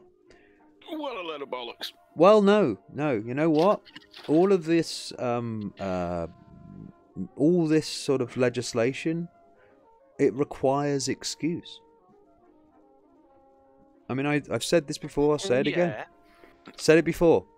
The reason that these people even have the excuse to do this is because of people not thinking about what they're doing online and assuming that it's just like a fucking video game. The internet has for quite some time, and I think personally, ever since the first person born into the internet, since that date, where somebody is born and is living where the internet is a ubiquitous thing within their life, you have now gone past the point where it's not actually real anymore, guys. People have businesses. People are trading on this. Habib, you, me, both of us. If we didn't have the internet, we would be out of a job virtually. I mean, I don't know how you do just working on fucking phones, but Jesus fucking Christ, I'd lose my shit. You know. So no, gotta have the internet. Without it, I can't do shit. Yeah, so many freelancers would not have enough work. It would just kill the so many industries. And so, well, you'd have done something else, wouldn't you? I mean, well, yeah, I mean, don't well, forget, yes, I would have done something else. Yes, if I wasn't working at a burger bar, I might be working in an office. Yeah, but it's of no consequence to what we're saying here. It's talking about interfering with somebody's livelihood and job that they have chosen as their career. Yes, you could probably go and work in Tesco's. You'd be alright. But you really were wanting to be the fucking photographer, dude. And now, because of these fucking lunatics on the internet who have completely spammed my channel and have completely wrecked it to the point where nobody can even get through to me because, say, I don't know, let's say you use Twitter for your business. And then you've got basically a bunch of fucking trolls that are just basically they just keep talking at you. You can't block them fast enough. And somebody is trying to talk to you for work, and they're lost in this sea of douchebags who are just sitting there giggling. This is really funny, but it's not going to be really funny when governments come in and legislate your ass away. But they don't see it like that, you see. They just see it, you know. And I think a lot of these conspiracy theorists do this to themselves. They use this brinkmanship in order to prove themselves right. It goes all around, like it's self-fulfilling prophecy at this point. The thing is, like any market that is unregulated, people will try to push to the nearest part of almost breaking the law or any existing laws until new regulations come about. And you know what? I'm not 100% for unregulated anything. I still think that smart regulations are needed for things to function. And well, this is the thing, you see. If people make it so that things can't function, a new regulation comes in order to facilitate that. There will always be people that'll make it. Like I said, they will go as far as they can without breaking any current regulations. Well, yeah, that's how it works. What they'll do is what I'm doing isn't illegal. It might be immoral, but it's not illegal, so that's all right. Parking on the side of the road wasn't illegal once. Why is it illegal now? Too many people. Too many fucking people taking advantage, causing problems. That is why you have laws. If people cause problems, you make a law so they can't. That's the point. Oh, I'm not breaking the law. Not yet, you're not. But you keep that up, motherfucker, and you will be soon. I mean, it's like... Revenge porn wasn't against the law once. Now it is. Guess why? People doing fucking revenge porn. This is the thing. If you don't want the government to regulate your speech, make sure that you don't fuck people with it. And you say, well, how could I do that? Because when you do this sort of en masse shit, and a lot of this is down to the fact that you've got like 20, 30, 40, 50 guys all like deciding to brigade somebody with their multiple accounts just to fuck with them. It's just a bit of fun. Yeah, it's just a bit of fun. Yeah, it's just a bit of fun, you know, beating somebody up. It's just a bit of fun, you know, gang rape's just a bit of fun. Yeah, mate. I mean, 9 out of 10 people approve of it. But it's eventually somebody has to come in and be the grown-up and said, sorry, mate, your rights have now been cut off. You decided to be a douchebag about it. I'm sitting here kind of going, I'm a free speech advocate, but I'm a responsible free speech advocate. If you're going to fuck with the system just for fun, and then somebody makes up a new thing so you can't, you don't get to moan about the fact that your rights have been taken away. I get to moan about the fact that you've given people cause to take my rights away. And that's the thing that a lot of people on the internet have to learn. And they've got to grow up fast. Because every time this sort of shit goes down, and I've seen what it's like on Twitter, everybody knows what it's like on fucking Twitter. We know what a load of fucking 4chaners do all the fucking time. They're always fucking doing this shit. I know what you're doing in fucking IRC, guys. We all know you're fucking nuts. And you're making it worse and making it worse. And then you can complain about the fact that it's being made worse. You are the arbiter of your own destruction. But anyway, Harbinger. Anyway, this would involve looking into areas that is tempted for a government to avoid, such as access to justice. How can we give people quick and easy access to independent tribunals with legitimacy that make decisions about online illegality? Current court system cannot provide that service at scale, and it is quintessentially a job for government rather than private actors. More controversially, is there room for greater use of powers such as internet ASBOs to target the worst perpetrators of online illegality? The existing law contains these powers, but they seem to be little used.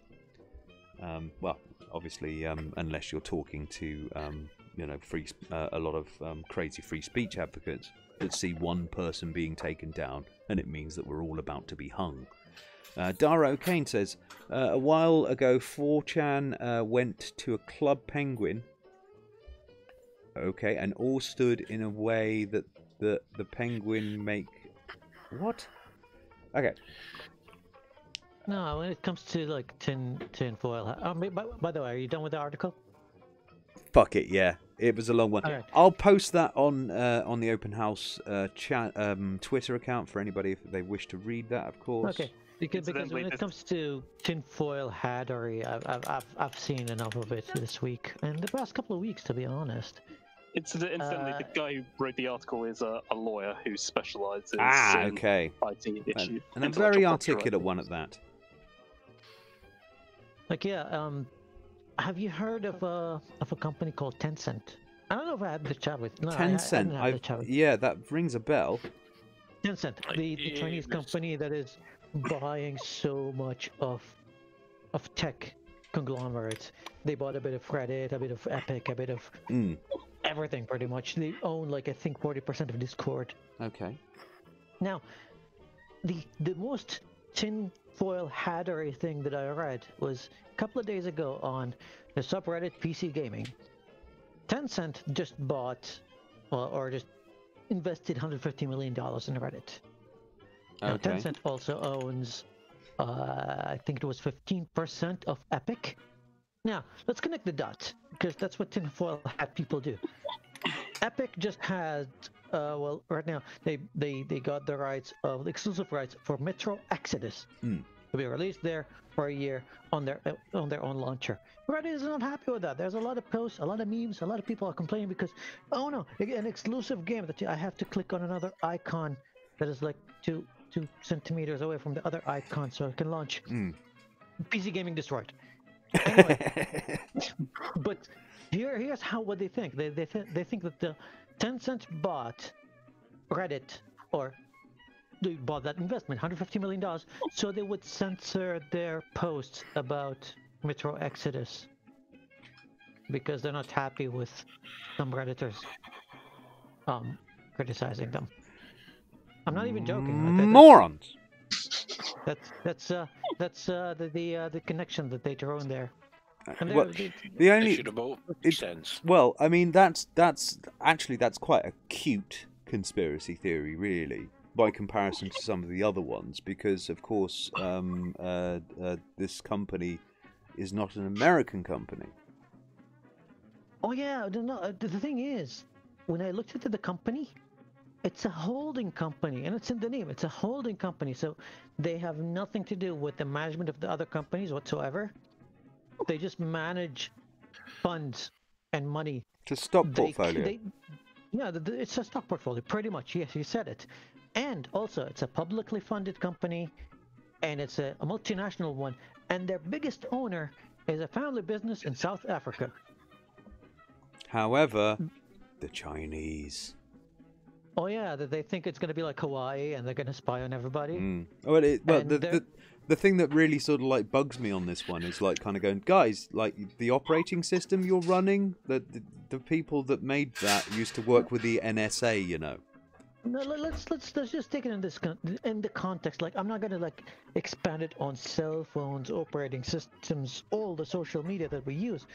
They're comparing Epic to Steam, and they're like, Steam is better because Epic has this company that is sort of Chinese, even though it's multinational kind of conglomerate, and they will spy on you for the Chinese. Now, if you have Steam launched on your computer right now, just go on the task manager and check what Steam has on your processes. It'll have like 2 processes in there. There's the Steam launcher, and there's the Steam service. What does the Steam service do? It's basically, it literally is to collect data on your computer. It just runs on the background, even if Steam is closed, by the way. It collects everything from your CPU, GPU use, RAM use, the games you play, even outside of Steam, all the applications that you use, everything that's installed, uninstalled from your computer, and sends it through the API. I think it calls home like once every hour or so. So, I'm sure, like, I checked Epic, by the way, it doesn't send any data back home. It doesn't call home. It's a very, very small little launcher that does next to nothing. So, yeah, in the context of this, let's say you're just arguing Steam versus Epic, there's a clear winner when it comes to privacy concerns. So, I don't know, like, the whole arguments that's been going on are just retarded. I don't know, I've been losing patience a lot with a lot of those, yeah, quote unquote, like, erratic, I don't know what to call them, like, insane tinfoil hat, conspiracy theory filled gamers that just, like, look at everything as if it's a conspiracy against them. Well, of course. I call them paranoid people who should be thrown in a fucking insane asylum. Oh, that'll calm down the paranoia, won't it? Like, yeah, I mean, dude, I was just like having a couple of conversations here and there about how I'm liking the new releases by EA, this company that's been just like from one failure to the next, and I'm like, hey, they just released Epic Legends, which is pretty great. I played the demo of Anthem, and I fucking loved it. I fell in love with that game, and I can't wait for it to come out. And I'm like, well, they got like 2 shooters. One of them is a Destiny killer, and the other one pretty much owned the Battle Royale scene. Like, everybody who plays Battle Royale, everybody who's not even interested in Battle Royale, fucking loves that game. What's next? Come on, EA, keep this pace. And people are like, no, EA bad. It should die. And I'm like, well, why? Like, we're having a good thing now. It's like, no, it just has to die. Because I thought EA used to do Football Manager. No, when I got into, like, tried to get to the bottom of it, the more I asked, the more retarded the arguments became. Like, they're like, oh no, they introduced the loot crates. I'm like, no, they didn't. Loot crates have been a thing with mobile games, and you know what game popularized them to the point where others started to jump in? It wasn't EA, it was fucking Overwatch. And nobody talks about Overwatch. I don't think it was necessarily Overwatch. I remember CS:GO did it. I remember. CS:GO, a completely different system. Well, I know it's a different system, but the idea of this sort of click on the thing and see if you win sort of business. And then there's... but yeah, with that they had like an open marketplace, and then Blizzard tried to copy it with Diablo 3. If I remember, with their marketplace, they kind of failed. But then Overwatch had just those. Oh, it's just cosmetics, kind of loot crate shop, and then EA was like, hey, they're making a lot of money. Let's do this. And then, the whole thing happened. The rest is history. I mean, a lot of them were free-to-play type deals and things like that. So, Overwatch wasn't. Yeah. No, Diablo 3 wasn't. No, I said a lot of. Yeah. So a lot of free-to-play games do this because they don't really have any other revenue stream. So I understand. Yeah. On those particular cases, I understand it. I mean, it's getting to the point where people are kind of going, right, okay, you bought the game, yeah, $70 or whatever like that. Right, now do you want to play all of the game? Well, yeah. Well, that's gonna cost you. It's like, what do you mean? Well, obviously you'd like guns, wouldn't you? Well, yeah, it's a shooter. Well, you've got this gun. Would you like another? Yeah, $20. It's like, it could be that bad. It's not that bad. But it could be. It does worry me a little, but I'm sort of like teetering on the slippery slope here, wondering if it'll hold my weight. Do you know what I mean? Yeah, I mean, they've got to be careful.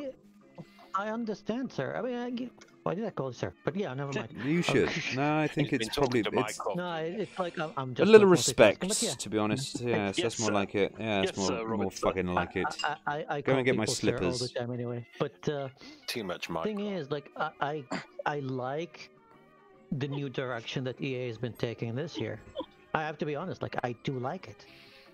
After their failure with Battlefield 5 with their messaging, I mean, yeah, I understand all the projects that they have there now. They've been in the planning for quite a while, but look, like, they didn't really get that much of a reaction that they like, or positive reaction out of Command & Conquer on mobile, and they were like, hey, we're just gonna remaster the old ones. How about that? And people are happy. Good.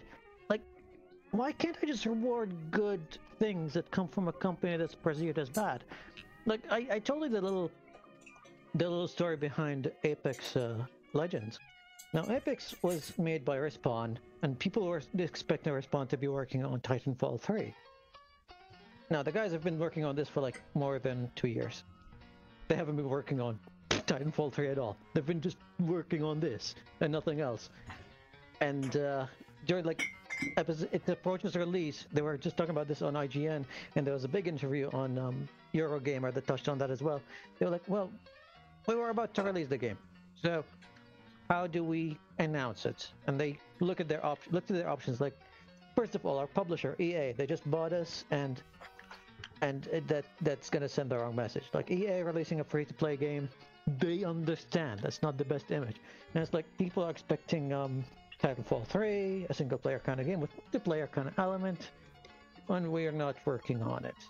Free-to-play, Battle Royale. Battle Royale is already like, yeah, another Battle Royale. And they're like, you know what? We'll do this.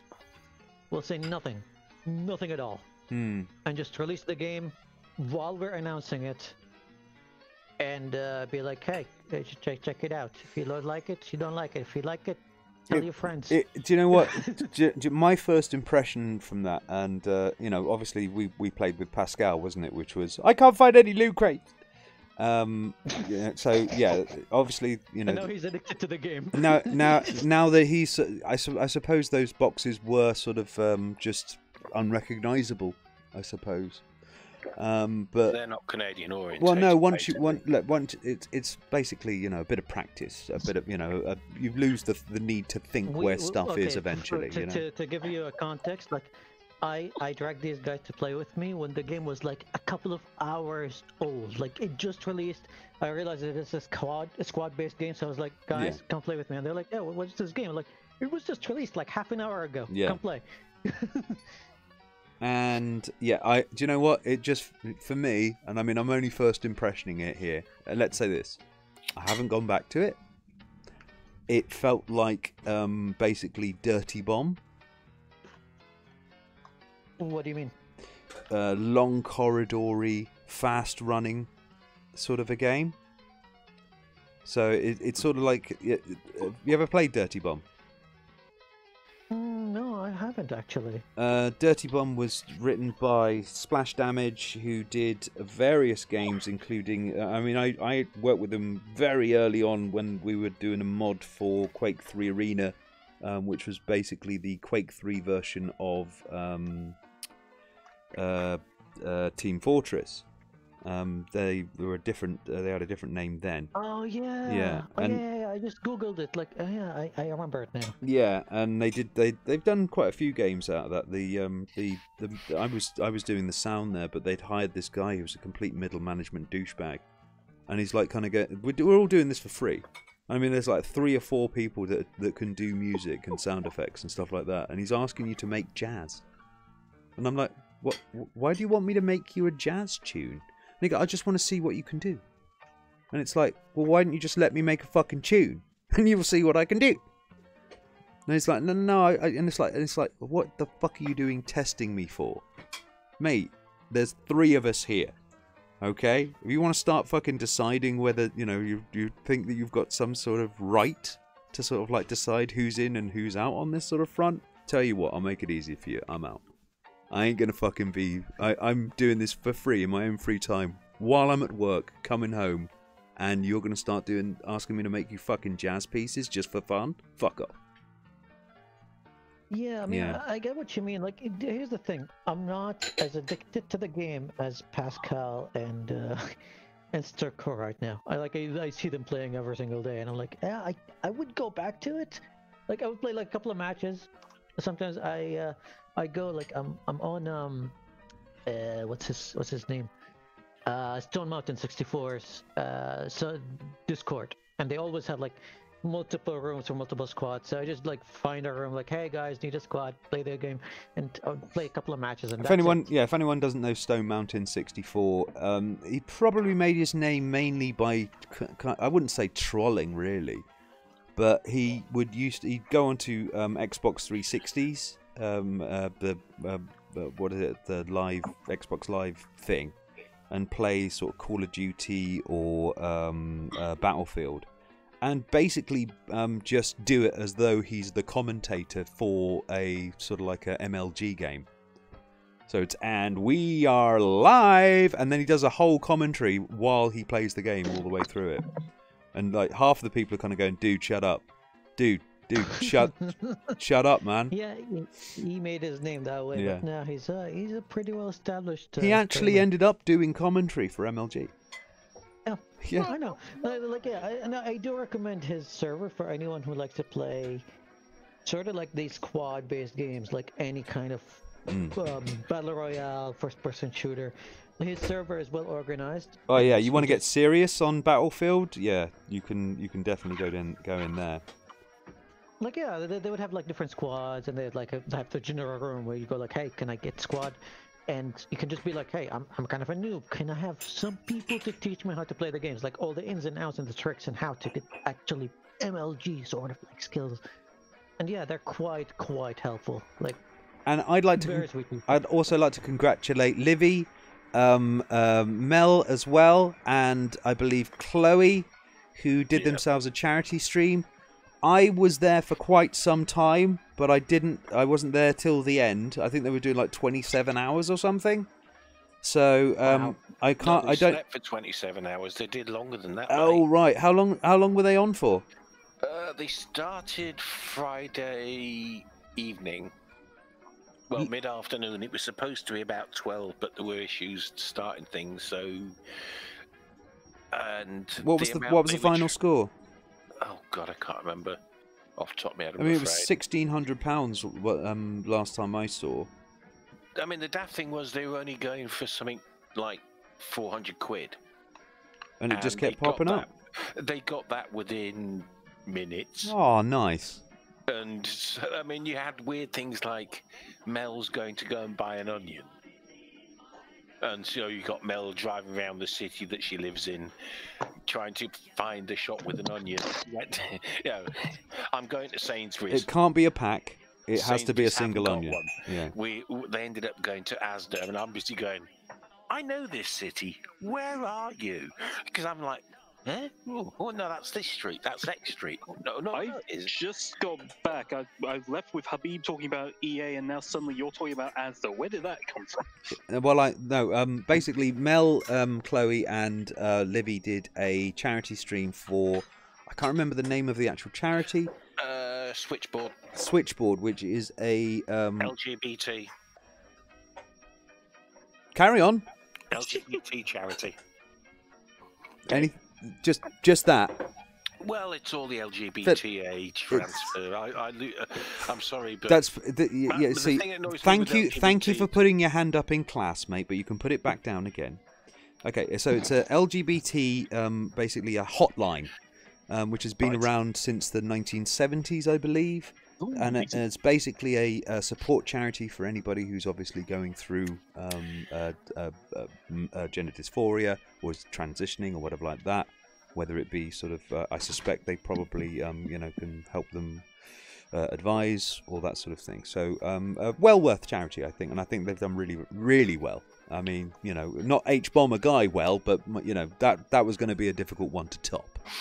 But well done, guys. Well in done. some respects, H-Bomber Guy chat on them because everybody spent up on H-Bomber, so there was nothing left to give. Yeah, it's H-Bomber's fault. They would have been, they would have made millions, but yeah, H-Bomber just basically drained the purse. Well, who cares about Asda anyway? Well, just someone was talking about it, so. Oh my God, you're such a spurg sometimes. It was talking about the stream. And they were basically made £400, and then they were basically kind of going, "Oh shit, we've made our target. Now what do we do? Okay, make it, for 500 quid, we'll do something, dinner. Whatever you like." Yeah. I mean, one of them came out with a menu. Somebody said, "Oh, I haven't got an onion." Well, you've got to go and buy an onion. So then Mel periscoped. Mel. Drive around a certain city, trying to find an onion. Yes, this is this is what happens in charity drives. The people responsible, they just become basically internet whores for charity, which is brilliant. So well done, guys. That's my feel-good story for the week. It was lovely. Yeah, I don't know if they saved the video because it was going to be a long one. Not quite sure how it works with Twitch. I mean, like hundreds of hours video, whether they freak out about it. You can archive it just fine. All right, cool. Doesn't matter how long it is. Yeah. Apparently, Dahagra wants to hear more about Asda. What? Dara, fuck off. I know your game, mate. I know your fucking game. Asda is a shopping group that formed in Yorkshire by dairy farmers. Stop it. So if you would like to interrupt Silver as he drones on, you can, of course, come on in by simply saying hi to me, or can I come in, or something around that sort of thing. I'll leave it up to you. But just tweet. No, actually, no. I'm going to interrupt everybody and just ask you, Robin, a question. Okay. Since I mentioned gaming, and I at Robin at the house. Something fun. Tweet to me, and then I'll DM you the link. Carry on. Did you play more of the Division 2? I did. Oh, mate, I did. It's been for the a good way to say problematic. It does seem to be a bit of a CPU and GPU hog. I mean, I did tone. The technical yeah. part. Well, I want to know how the gameplay is. Well, after toning it down, managed to get a stream out of it, so you can actually watch some of that on my channel, Robin Gething. And if you, Drew, do you want to get in a pun do you want to get in a thing? Oh, you had your chance. Fuck off. Anyway, too late. If you pop on now. Anyway, so yeah, from what I've seen, have you played the original, Habib? Habib. I only played the beta. I never. I'll tell you what, one thing about the stream, the first half an hour that I watched was basically Robin giving shit about I can't get this not to lag. It's fucking this. It's fucking that. It's doing my head in. No, the game's rigged. First of all, please swearing. Yeah, don't paraphrase me in such a fashion. I'm certainly not that kind of guy. But what was really going on for me was I think the original felt easier to use. So they've obviously made a few little additions and things like that, and I know that there have been some people sort of complaining about that they think that the user interface is now a little bit clunky, and I do get it, but of course it's in their beta. They're trying some new things.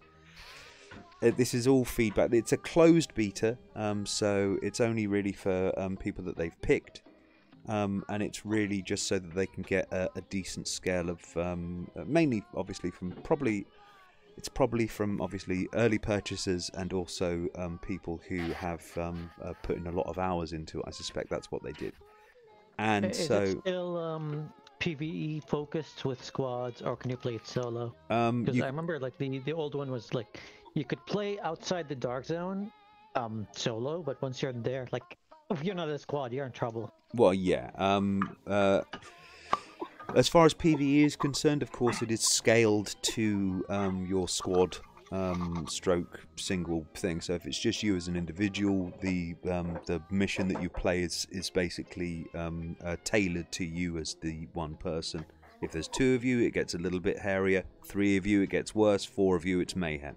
It's just how it's really worked with them, and it does work very well in that sort of sense. Picking up people on the street and just sort of like, just getting to, just grabbing people and saying, do you want to squad up and do that thing? That all works fine. They have actually made it so that you can just do a request. So when you get knocked down, for example, and you're about to die, instead of you just dying, you can just basically ask a stranger to come and pick you up. So if you're lucky and somebody's nearby, that's quite handy. As far as the gameplay is concerned, it's very much on par with the original. You've got slightly different characters, but the same sort of tropes apply. If they've got a backpack or a grenade or whatever like that, and you manage to fire a round off at that and they explode. You've also got still as bullet spongy with the enemies. Less so. It isn't as bullet spongy. It is still... That was the most annoying part for me. Like, the bullet sponging was just too much. Yeah, it is less so, but you can still pump a full fucking magazine into people. And unless every fucking bullet hits, you're probably going to have to reload and hope to get a few more hits in. It's, like I said, it's still that game. It's still that kind of game, but they have toned that down a bit. Yeah, I mean, I understand, and I could go along with it in the first one. Like, I only played the beta, but I don't know. Like, I could never really get that invested in it. Like, I was like, I'm just gonna buy it and invest hours and hours, and just not like you. No, the second one does look much better. So yeah, I'm sort of looking at it. Yeah, it's a lot more filled out. There's a lot more stuff on the ground. There's the water effects are really nice. So you've got liquid effects where you sort of like you're jumping through puddles and things like that, which is quite nice. So I might have to wait till like the first expansion of that game to pick it up, because to be honest with you, between that and Anthem, that's going to be a bit of a that's not a difficult pick, I would imagine, for you. As far as the the setting is in Washington. I think probably after a couple of years, or maybe a year or so after the original Black Friday event, because, for example, everything is overgrown. So it's definitely some time from there. The original was in New York on Black Friday. So if you wish to see that game, wait till Black Friday this year, and I'll be playing that because I always do. It's a good Christmas game. And then obviously this one is set in the summer, and it's being released in the summer. So they're giving you very much the same as Ring of Elysium here. They're giving you seasons. So it's obviously sort of like very sort of dusky, sort of light in the mornings, that sort of thing. It feels a little bit more closer to you, and expansive as well. If you imagine in New York, because all of the buildings are really tall, it means that your horizon always has loads of tall buildings in it, no matter what. So it feels big. However, because it's loads of tall buildings, it also feels very enclosed. You're sort of trapped in these massive corridors or whatnot. You know, and you know, sort of like, you know, truncated parks here and there. In this particular case, the reverse is true. So it's broadened out a little more. The layers of buildings and whatnot like that don't necessarily poke out so much. Yeah, you've got obviously like large city areas and stuff like that, but these aren't all massive skyscrapers, just, you know, just going off up into forever. So your horizon is a little bit sort of like wider. You don't really get much in the way of high ground on this, but that's probably you know, just because of the restriction of the beta. It is a part of Washington, and you are based in the White House. So if you are looking to do any terrorist activity towards the White House and need a blueprint, you can download this game, and they'll give you a full view of it. Yeah, it's, you know, they do it as this is their sort of mantra here, is that the last time they took a map of New York, a chunk of New York, and redid it. And it's the same thing here with Washington. So you're walking around Washington. If you are from Washington, you will recognize the place. So it's that's always been a nice feature. We don't see that a lot, I find, of people actually bothering to go and do something that is actually out there and real. Everybody always wants to do something that isn't, you know? So I've kind of liked that, you know? How many? I mean, there are a few games that try to mimic sort of like real life locations. I don't think this is the first one, but I think it's one of the best. Wait, there's mimic, and then there's actually studied. So people in the original game, they were and if they lived in New York, they were actually going to the place in New York and taking pictures, and then trying to match them up with the game. Things like that, just for some sort of emergent gameplay in their own mind, you know. Sort of like, you know, you can. And they've done a lot when it comes to picture taking as well. So you don't just basically screen grab at this point. You've got a live camera that sort of rotates around your character, so that's nice. So there's loads of little extra features that sort of it's still that game. It is still that game, and it is still like I said, a bit bullet spongy, but it is for people who don't mind it being bullet spongy too much. And Robin, I think they've definitely toned it down a bit. Robin? Hello. May I know it's not the same subject, but more an update on the Switchboard charity stream. Right. It lasted 53 hours and 31 minutes and raised £1,800. Nice! Almost beat the open house record, but never mind. We didn't actually raise any money, but, you know. Well done, Chloe. You're going to try that again for the open house? Try and beat the open house's record? Oh, God, no. Oh. I'm certainly not interested. I'm with electricity bills, what they are nowadays, fuck me. Yeah. I mean, I've still got the 65-hour stream saved on a hard drive somewhere. It's 25 gigs. So that's a hell of an upload, mate. You know what I'm saying? I'm not saying you have to save it or anything. Yeah, I'm just waiting for my bandwidth to increase. So that it's like, you know, otherwise I might as well just send a CD to YouTube or something, a DVD or whatever. Or several. Several, in fact. Continuously have people coming on, you go to sleep every few hours, come back. But yeah, well, it was pretty much that. I mean, at one point the whole thing was just basically a bunch of people just chatting away, and you can just hear this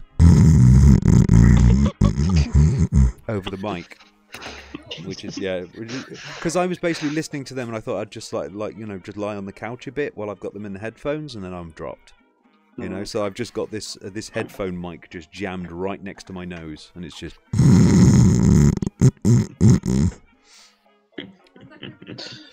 It was great. It was great. But they managed to keep on going through it, and just everyone's just giggling in the side, kind of going, "What the fuck is going on?" And then they started shouting. Yeah, and then somebody started shouting and woke me up, and it was like, "What?" It's just the way of things. But yeah, as far as the Division 2 is concerned, if you are a Division fan, recommend. If you are not a Division fan, give it a go. But I would say go and have a go at Division first. So play the Division. If you've not played the Division, go and play the Division first. And then, if you enjoy it, think about going to the Division 2. Because it's worth getting yourself absorbed in the world. If you go in on the Division 2 rather than actually the Division, they are not dissimilar games. There isn't sort of like some sort of graphical difference between the two where you're sort of looking at one and thinking that's completely outdated. It's not like The Witcher. If you look at The Witcher, Witcher 2, Witcher 3, you can, because of the massive delay between these three games, you can see the graphical fidelity improving and improving and improving. But it also means that when you look at The Witcher and you're kind of going, if you've played The Witcher 3, you look at The Witcher or Witcher 2 and you're like kind of going, how is this the same series? Yeah, you're like, nah, I'll stick to The Witcher 3 really. So, but in this particular case, it's fine. Because it's one of those open world sort of games, they can't afford to make it too good looking. But it is an improvement. But if you're setting your graphics, you're not going to necessarily have it at full whack anyway, because it is a big boy, and toning. You're going to tone your graphics card to pretty much play the game in a similar fashion anyway. So yeah, it's worth getting the one. Get it on the cheap. I was playing a bunch of Anthem, and I was surprised at how much it was optimized, even though it was the beta. And yeah, I'm running on a 980 Ti. Not really a pushover of a card, but it is getting old. It is quite an old card. And yeah, everything was maxed out except for the anti-aliasing was on TSAA 2X instead of 4X, and it was running at I was getting from 70 to 90 frames the entire time. Very nice. Unless, there were some parts where the frame rate dips quite drastically, even though there's nothing happening on the screen, but that was netcode issue. It was quite obviously not something that the GPU was sort of concerned with. The screen was just fine, or nothing. Nothing was added to the screen. It's just suddenly frames went away. So, Oh my God, have you seen this business with Ben Shapiro and having a go at Colbert and say he's called it political blackface? Oh my gosh.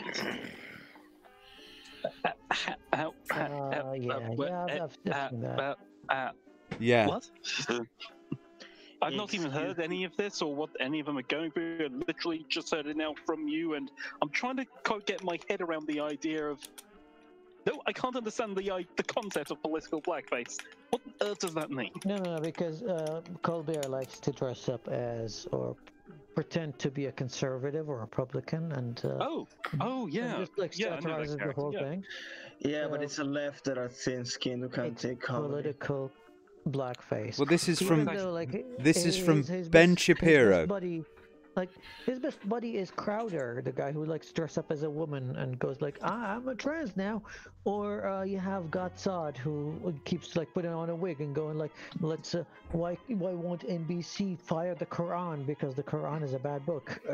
These ridiculous people have no grasp on reality at all. What the fuck is wrong with them? No, but they've got a grasp of their bank account. Yeah. And a bit of controversy. This is why Ben Shapiro's such a fucking flake. Is that this is what he did in 2014.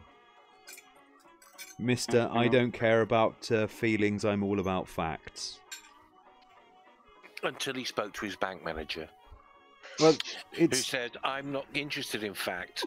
I'm interested in your bottom line," and he went, "Yeah, okay then," because I'm moralistic like that. And you got that, and you got the Los Angeles Times jumping in with this one, with something similar. And they're going, the more they tease Trump, the more he is able to portray himself as a hero whose own verbal assaults are a necessary response to those determined to turn Trumpism and its followers into a joke. Oh, yeah, I'm sorry. Here's the difference. Mocking, just mocking someone through satire is different than going up to him and going "fuck you, man," and then waving his stick, and then waving your dick around in his face. Sorry. What Trump did, or his portrayal of a journalist during his presidential campaign, was absolutely disgraceful, and nobody. Once he got away with that, because I mean, let's be honest. YouTube would, if you did that on Twitter, you'd be banned. If you did it on YouTube, banned. This is the fucking this is the person who was hoping to be the president of the country, just being completely inappropriate, and that's being mild. You know what's the difference between Stephen Colbert and Trump? Stephen Colbert mocks people through sarcasm. Trump just goes up to them and acts like a dick. Well, no, it's satire, mate. Yeah. Not sarcasm. One of them's funny, and it is Trump. Yeah, Trump. If you told him what satire was, he probably thought it was a Chinese word for fucking me in the ass. Well, yeah. Well, if you ask that question of, say, Ian Miles Chung, he'll probably think that it's fucking to do with clothing. Yeah, I love that one. It's like, dude, it's not sartorial. Oh shit, what's that? That's the stuff that has to do with clothing. Satire is, oh god. Satire is the new buzzword for sartorial elegance. Well, to be honest with you, I think probably it's not.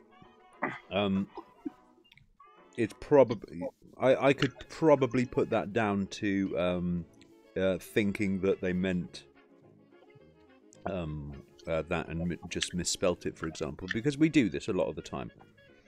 Somebody misspells a tweet and they can't be bothered to fucking replace it all the time, so you can sometimes just get the word. And it's Thank not. God Twitter is making an edit button. And I'll tell you, go out into the street today and ask, I don't know, 100 people and ask them what sartorial means. I don't necessarily think you'll have everybody kind of going, oh yeah, that means clothing, mate. Oh, it doesn't, does it? To be fair, this is the first time I'm hearing it, and I thought it would mean something about sarcasm or something. It's really fashion. No, it's to do with, it's like smart. How does it sound? I'm having to fucking Google it. Oh, you get on with that, mate. Oh, it's to do with clothing. Fuck me. Yeah, sartorial has to do with clothing. Yeah. You've just Googled it as well. Piss off, you fucking Italian. No, I just know because in my country, someone who works for clothing is a sarto. Sartoria is where it's a clothing shop, so it's a tailoring shop. Hey, it's an Italian word. Yeah, Half foreigners invading our country with funny words. When Brexit comes along, we won't have to put up with words like sartorial. I'll tell you. If the Brits were so patriotic and you looked at your language, 90% of it is foreign. Sorry, 90% of your language is foreign. You just how dare you? Yeah. How dare you? It's nearer 100% than 90%. Yeah. You're as bad as the French, Luca. Yeah, this is why they haven't even got a word for entrepreneur. Yeah, they stole our one. It's that great political stalwart of the 2000s, George Bush said.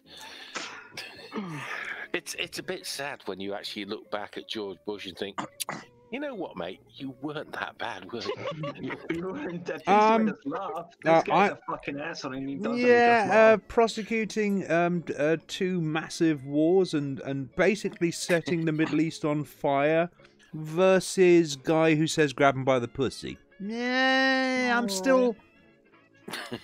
Let's be honest, that's it. But all we're doing is saying who's worse, Satan or Beelzebub. I'm just saying. I think we need to give Trump a little more time. He's trying. Yeah. He's attempting to. I mean, he's trying to invade Venezuela. Okay, stop. Okay, I'm gonna say I'm kind of sick of everyone blaming presidents for how countries behave. Bush, Obama, Clinton, didn't matter. The CIA, NSA, all of these guys have got their own mandate when it comes to foreign policy. There's something called plausible deniability. What the president doesn't know, the president doesn't have to deny. Yes. Yeah. So the fact that there's a CIA coup going on in Venezuela did not dissuade from the fact that there was one in 2003 as well. It's got nothing to do with him. It's nothing to do with Trump. They just do this shit. They're doing this all the fucking time. This particular coup is not dissimilar from the 2003 one, where they actually were... they'd organised a protest and then started shooting at the protester that they'd organised, thus making it look as if, at the time, Chavez was firing upon said protesters. This is what the CIA does. If you go to, say, 1952, 53, and go to, say, Iran, and you will find a chap called Mossadegh who made the very silly mistake of thinking that the oil in his country belonged to him. Yeah, guess who owned that company in the UK? You know, the big bastion of pro-sovereignty thinking. Yeah. So the CIA and MI6 decided, you know what? Let's see if we can label him a commie. Robin, are you saying the game is rigged? Drew? Oh. Yes, you can subscribe to The Game is Rigged, the TGIR.FYI. Just dropped a new episode, actually, where we discuss Venezuela and the CIA's attempts to destabilize governments around the world. Also available on Spotify.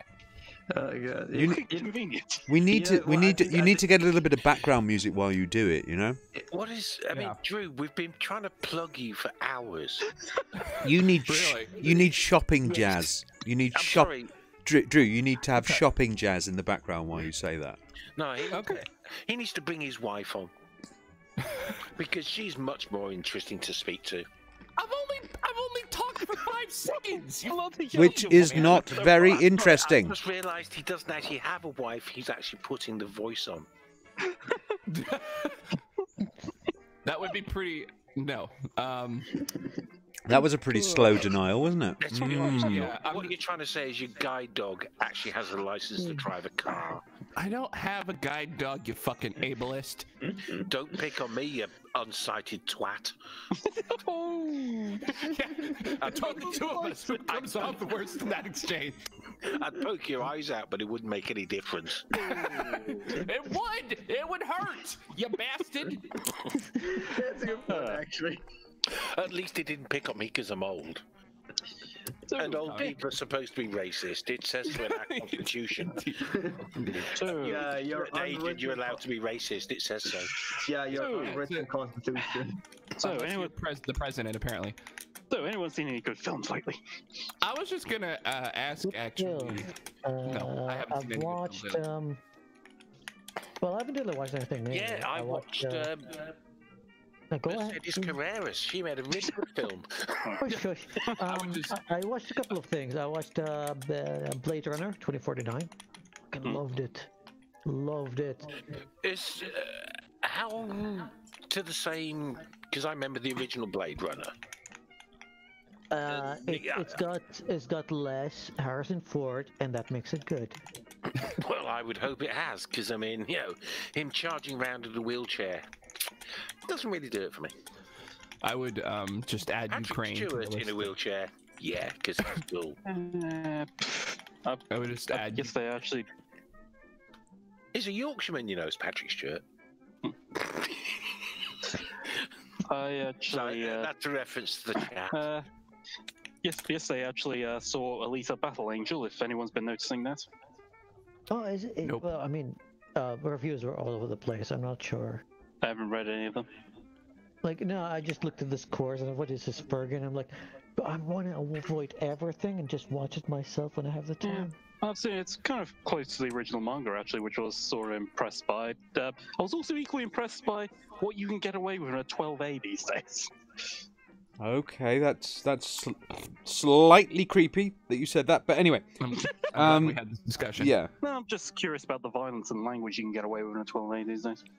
With a 12 12A rated film. Okay, yeah. When you like, you know, I said 12A. Yeah, but try not to mumble that bit. That's all, because then you know we get. But anyway, yeah, about this Los Angeles Times thing. The more they tease Trump and all this sort of business, yeah, the more they portray him. I love this argument. And David Patman replies is, you know, they're saying, you know, what was it? That verbal assaults are a necessary response to those determined to turn Trumpism and its followers into a joke. And David Patman pops in and kind of goes, his followers are a joke. The problem is that there's so many of them in the US. And then Rick Hack claps back with that attitude is exactly why he wins again in 2020. You're too obtuse to see it.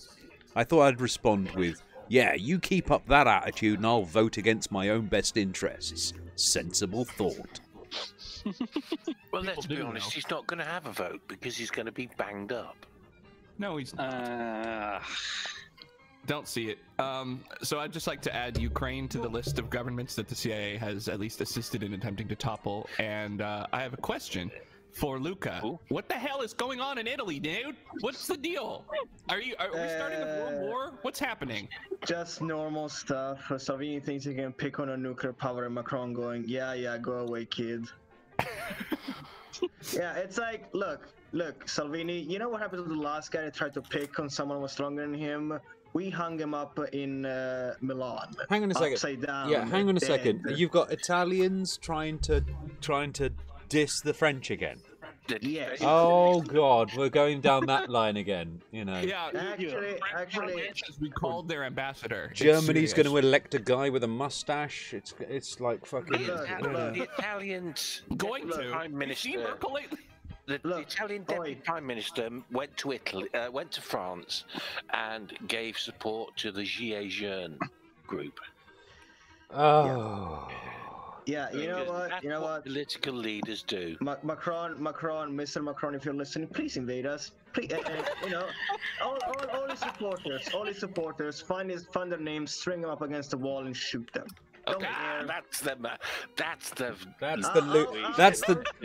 Luca we know.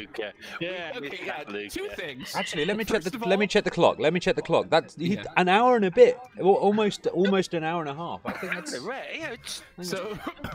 Two things. First of all, pretty sure Macron doesn't listen to this podcast. And second, I appreciate your nationalism. Sir, please don't disparage the open house. I apologize. And Luca, if you are going to address Mr. Macron, at least say, if you are listening, and you probably are, and call him Monsieur le Président. No. Okay, I'll call him President Macron. Not Monsieur le Président. It's all right. It's all right. It's all right. He can understand English. Yeah, Macron is not like Le Pen, who only speaks French and Russian. Ooh. Okay. Yeah. Yeah, that's the other thing that bothers me whenever Putin's giving an interview and he always speaks in Russian. I'm pretty sure he understands English and he can probably speak it fairly well, but he likes to pretend like he doesn't. Yeah, you're right, mate. That's the worst thing about him. The worst thing Putin's ever done is refuse to speak English. I didn't say that was the worst thing he's ever done. No, well, but let's be honest. Generally, when you're going to have a go at something, you pick on what their worst point is. Mm-hmm. But yeah, the funny thing about my country is that the president is actually in charge of the armed forces. So Salvini can shout all he wants. If Macron decides, I'm going to invade, the president goes, nah, don't defend Salvini. And you just see the French forces just fucking take him out immediately. Well, do we know that? So, what is the president's view of he's presumably not on side with because it's leader of the. Yeah, he's going. What the fuck are you doing? You're a politician now. It's not like when you were in Brussels where you could just shout as much as you want. Let's be honest. I mean, you've got a war between the French and the Italians. which side is going to surrender first? I know it would be funny if my country switched sides immediately. Well, it's like that's what I think. It's like you might be out of step with the Hey, Fox. You Hey, careful, Fox. You do know that they surrendered while we were working alongside them. Well, that's natural. Yeah.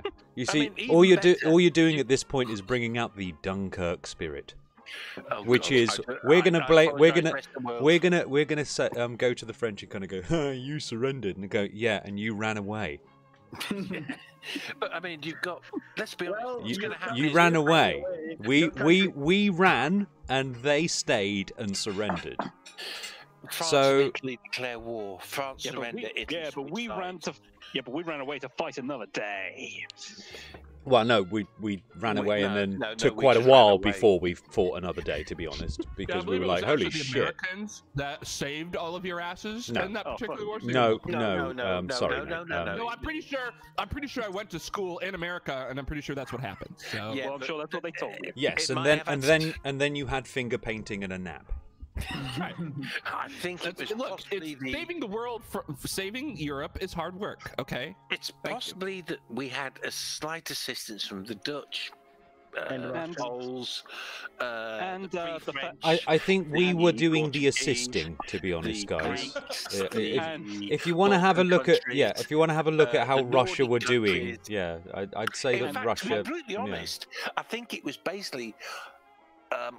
All of Europe, bar 2 countries, gave us a bit of a hand. Yeah, well, one country switched sides after one of them changed their minds halfway through. and really, the biggest downfall was they invaded Russia in the winter. Yeah, you know, it would be funny if my country actually switched sides, and it's like you just see something. What do you mean you switched sides? Yeah, we're against you now. What? That would be brilliant. That is war and war, isn't it? Yeah, France and Italy have declared war. France surrendered. Italy have switched sides. Yeah, and Rick really puts it right. I know that the Russians beat it the Germans, not the Americans. Yeah, that's really what it was. It was the Russians. Well, I mean, they defeated is a bit of a they ran. Calm the fuck down, guys. Too many voices. Everyone talking over the top of each other, and it's starting to hurt my ears. Calm your tits. Hello, Fluffy. How you doing, mate? Hello, guys. Just so you know, England won the war alone. The way Russia won was they essentially burned all of their crops and fields while they ran away as fast as possible, which turned out to be a very effective strategy. But it's not a new strategy. It was used by Wellington in the Peninsular War in the early 1800s. Oh, even before it was also literally used by the Russians against Napoleon. And even before that, backing him, guys. And even before that, the Romans against Hannibal. Oh, fuck off with your Italian crap. Wow, you were surrendering. You know you were surrendering. That's all he was doing. Guys, have you seen the breaking news that's been happening since the stream went live? Are we on about the release of the letter by Jeremy Corbyn? No. The Theresa May letter released to Jeremy Corbyn. How much shit is it? Well, I told him there would be a special place in hell reserved for him before he... What's happening? Negotiate. Who invaded Italy? Nobody's invaded Italy so far. Jeremy Corbyn's invaded Italy. What's in the letter? She's basically said, fuck off, Jeremy. Yeah. Right. The letter paraphrased down is essentially, no Labour, we're not doing your plan, we're sticking with my deal. So I can tell you what next week's news cycle is going to be. Monday and Tuesday is going to be talking about the 2-week extension for the negotiations with the European Union. Tuesday and Wednesday is going to be talking about the fact they're delaying the meaningful vote. Well, at least you have to call it the so-called meaningful vote. And from Monday until Friday, Jeremy Corbyn is going to be lambasted for betraying Brexit. They're giving you a 2-week extension. Don't forget, this is the letter. No. May is seeking to extend her negotiations for 2 weeks. The thing is, the thing that all Brexiteers are going to get right on the knack is that the letter that Jeremy Corbyn copied to the EU is the deal that he proposed to Theresa May, and the EU described it as, well, it's not fantastic, but it's the best we've heard. It's something. Yeah. Yep. Of all the deals that we could produce for the EU, Corbyn's is the one they liked best. Yeah, it's like so therefore it's gonna get absolutely slaughtered. Yeah, it's like A, it's something for once, and B, why is he not in charge? You can at least come up with a deal. We had this woman in charge for what, 2 years, and nothing has come out of her. Nothing. Because she has more seats than Corbyn. She had this wonderful idea is to draw 5 or 6 red lines in the sand, and those red lines were completely incompatible with the EU. Yeah, and she also sent. Stands for. And Never she also mind sent people that idiots to David Davis, who kept leading his patrols into ambushes during training. We're not talking about the people here or the rhetoric. We're talking about the policy, and the policy that they drawn was red lines, which means we want to be in the single market while not being in the single market, in the European Union while not being in the European Union, and getting our rebate while not paying.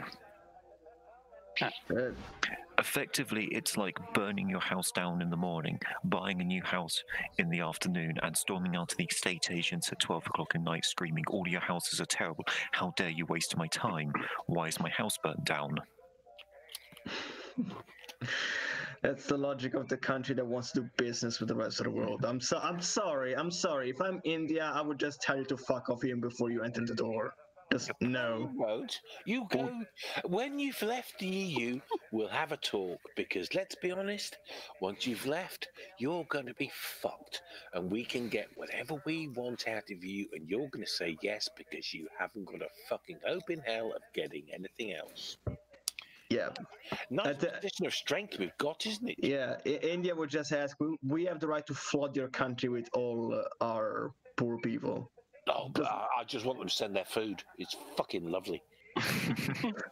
So you would be happy with the standard Indian trade deal that involves 50,000 visas a year for Indian people as a prerequisite to negotiating one, and then when they've negotiated it to be up to 150,000 a year. I'd take $1 million. And food. What, a year? Yeah, I don't care. And you know what? Most of those visas are for students, doctors, engineers, and people who come for training. Precisely. There's something we can invest in. And you know what? When the EU is finishing it, I'll be happy to have them, because I know they're a lot fucking smarter than the people in my country.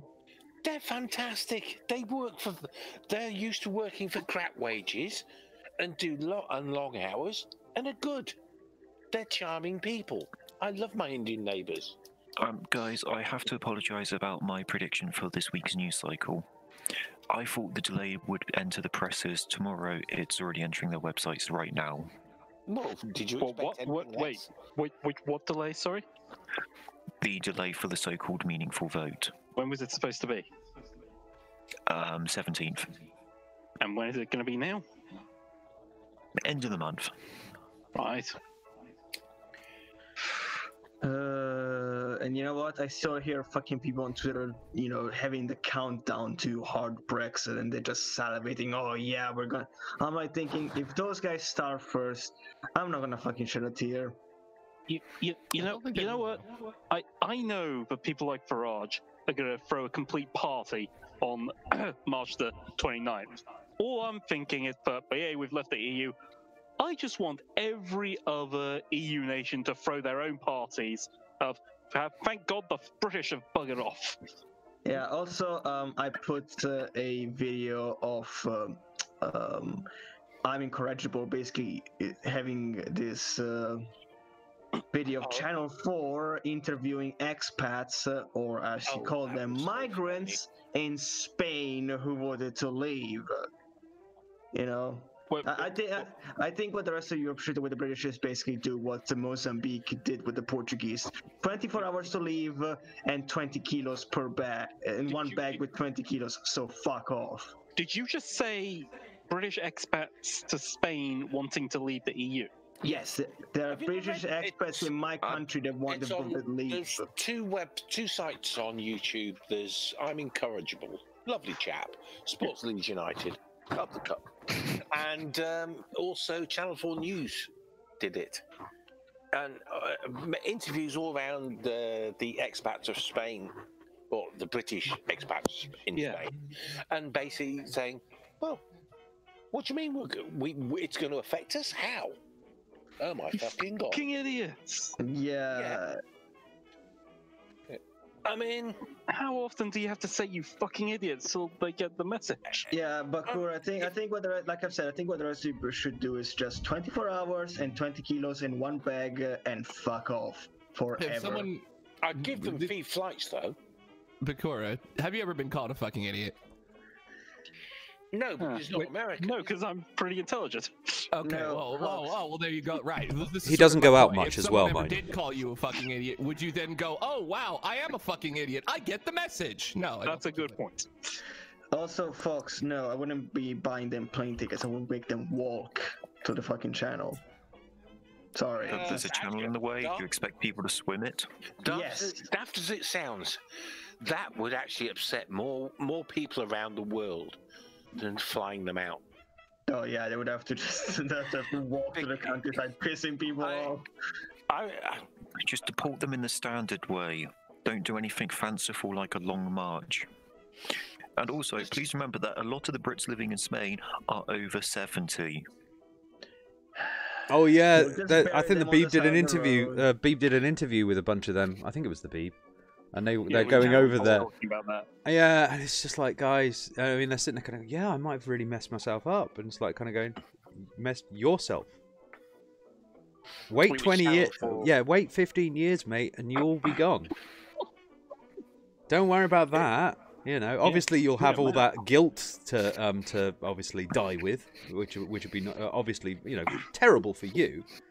But, you know, there is all these, like, 60-odd million people that now have to fucking cope with your fucking nightmare. And this is the, you know, you see these people and they're just these fucking retirees stuck in the south of Spain who voted for Brexit because they didn't want freedom of movement for Europeans. And they didn't at any point think to themselves,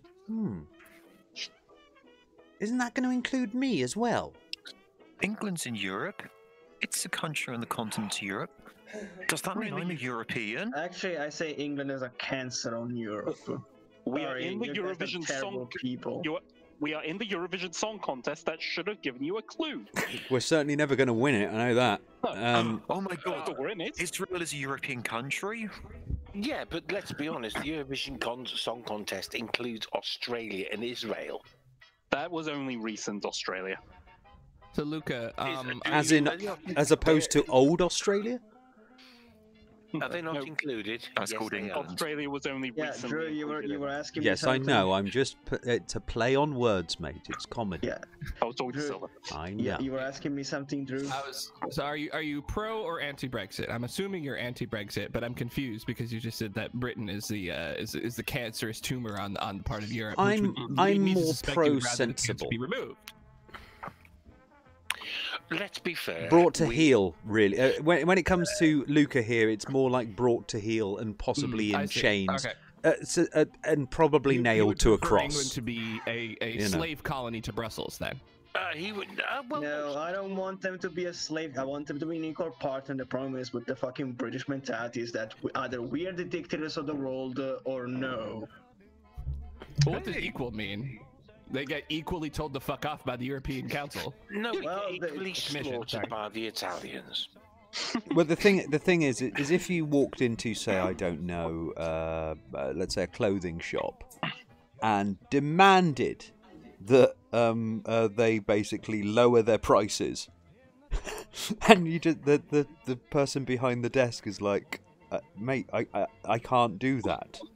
It's not in my purview, and they're like kind of going, right, I'm not shopping in here anymore.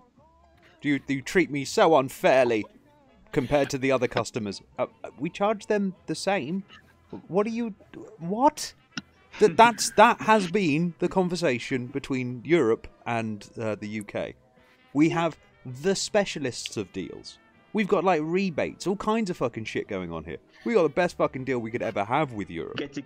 But we want more. We just have to have. We just have to have more.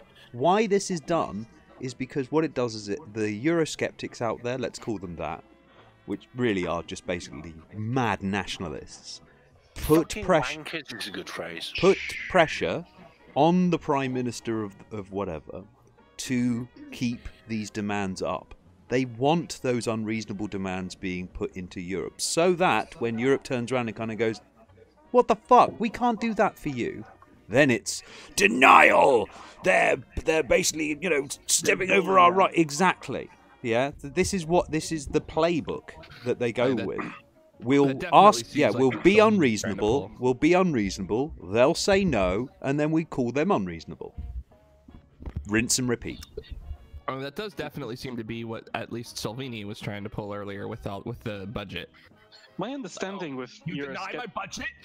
That was unreasonable, you bastard. Yeah. My understanding with the Euroscepticism between the UK and the rest of Europe is that somewhere down the line, it was the Eurosceptics in the rest of Europe still believed the single market was a good idea. It was absolutely necessary. Whereas the UK decided, the Eurosceptics decided, no, single market, terrible idea, needs to go. Yeah, I guess despite the fact that we were the primary voice in founding the single market, it was John Major and Margaret Thatcher's greatest accomplishment was the foundation of the single market and the way how it works. Look, I think the problem. Being sensible about this. You've got to be nationalistic about it. They're foreigners. For God's sake. I am. I'm pointing out that the ideology that the UK currently is using by Margaret Thatcher is the one that established it. My granddad didn't fight the Nazis. I and we fought the Germans. Yeah, that's the funny thing about the British. My problem is I love the Germans. They're lovely people. Oh, God. They are. I know. You're Italian. You don't count. All They're perverts. All you knock up for me is pasta and lasagna. Germans are lovely. And perverts. Can I just change my mind? Italians are quite nice as well. Yeah. It's the French eating snails I don't like. Yeah, it's the French for the bad. But yeah, I mean, it's French. Belgians knock up chocolate. They're nice. Well, I mean, to be honest with you, Brexit and the UK have completely ruined the Italian reputation for being the most arrogant. We're not arrogant. We're stupid as fuck, but we're not arrogant. Okay. Hey, let's be honest. Brexit has ruined the Italians' reputation for being stupid as well. Yeah. Okay. I mean, we're pretty much taking everybody's European stereotypes and kind of going, "I'll have that." Yeah, but no, I was saying that the UK does not like the single market because you're not fully in charge of it with dictatorial powers, and you have to share a seat with 27 other people to make the rules. What the British like is we make the rules, and if anybody doesn't like it, they get a bullet in the head. That's Italy. Let's be fair. Poor old Fluffy. I was just about to include you on the list as well. Fluffy's internet is playing up on the poor bugger, so he's going to have to bow out. Oh, never mind. It's a shame. Tis what it is. Yeah, I was finding hey, it's you guys that came up with most of these rules, and everybody agreed they were a good idea, and now you're complaining about it. That's one of the more humorous things about the whole of Brexit. The EU is based on a lot of ideas and premises put forward by Britain, and EU has gone, actually, this is a good idea, let's do this. And now we are turning around going, you came up with these ideas that we actually produced, but it doesn't matter, and we're going to object to them anyway. Yeah, I mean, it's funny, like the sort of consumer standards, most of them do come from you. So, like, you already have the standards, we just brought ourselves up to them. Yeah. Well, the thing is, the UK domestic law, we make pretty shit laws. So no, we make shit products. The only thing that here's the thing. I mean, Italy actually has probably done best out of this. Because of those upped standards, really, it meant it's now, I get my, sort of like camera gear and stuff like that. I go with Monfrotto because they're good. It's not too expensive, but it's good quality. They have expensive ones too. Yeah, they have expensive ones too, of course. I mean, everyone's got an expensive one. But it's more along the lines of when I'm looking for something that I can afford and is a reasonable quality, yeah, I'm going to go with that Italian brand. I'm not buying it because it's made by Italians. I'm buying it because I think the brand is good. Yeah, it's quality. Yeah, and it's good quality. standard. That's the thing. So it's the thing with us is that we've basically wrecked our own manufacturing. We've industrialized your country. Yeah, I was gonna say that maybe a little bit longer because this is a show, so it's all very well. It's best to like eke it out a little bit instead of just going straight to the punch. But thanks. Yes, we've pretty much deindustrialized our primary and tertiary, our primary and secondary industries are pretty much on the bottom end, and we're really now just one big bank with a few shops laced just to keep the proles happy. And so, and we've just basically outsourced all of that to Europe or China or wherever the fuck. We don't want to make stuff. We want somebody else to make it for us. And now the people that are industrious, because every country is, except us it seems, our idea of being industrious is to take an industry and sell it.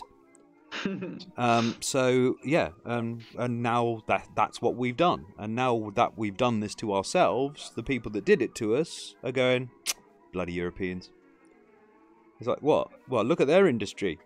Yeah. Well, yeah, what? Right. Yeah, yeah. It's like they're sitting there kind of going, yeah, being part of Europe, it's a strangle on our economy. It's terrible. And it's like, well, why are the Germans doing so well then?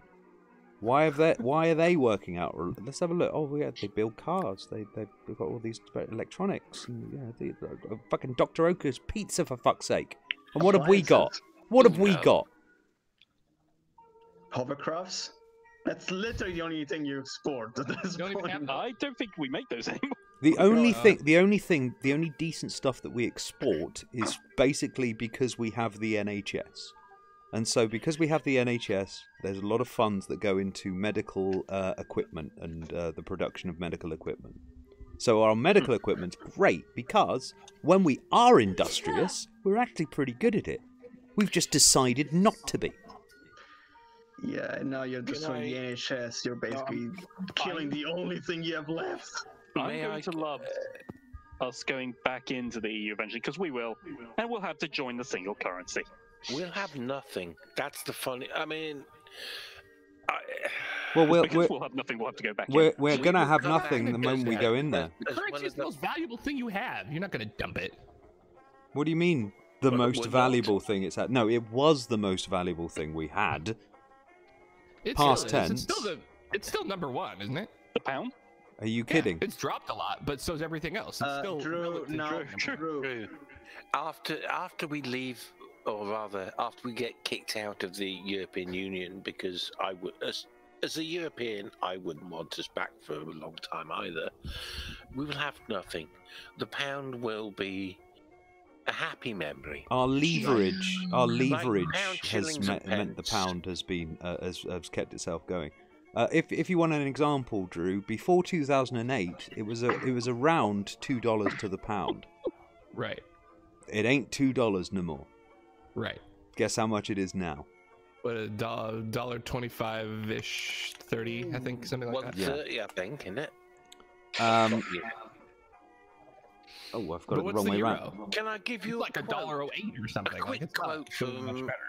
It's doing worse, not by a lot, but no. You've got to understand. You're saying it'll tank once you leave the EU, which is possible. Oh, tank?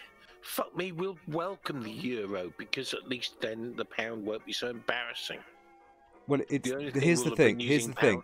The reason that the pound is good is because we are a banking nation. The reason that the dollar, for example, is not good, by comparison, for example, is because you are an industrial nation. You've got to understand is that if you are an industrial nation and your currency is too expensive, then it means that when you're selling your goods, they're going to be expensive to everybody else. So if you are an industrial nation, it's okay to have your denomination a little lower. That's okay. If you're in a banking thing where you're talking about reserve currency, things like that, yeah, it's not, it's a point for somebody to say, oh yeah, that stays stable, that stays up. I like that. Now, if it's fluctuating every time, basically Theresa May farts, nobody wants to invest in it, do they? They're going to wait it out.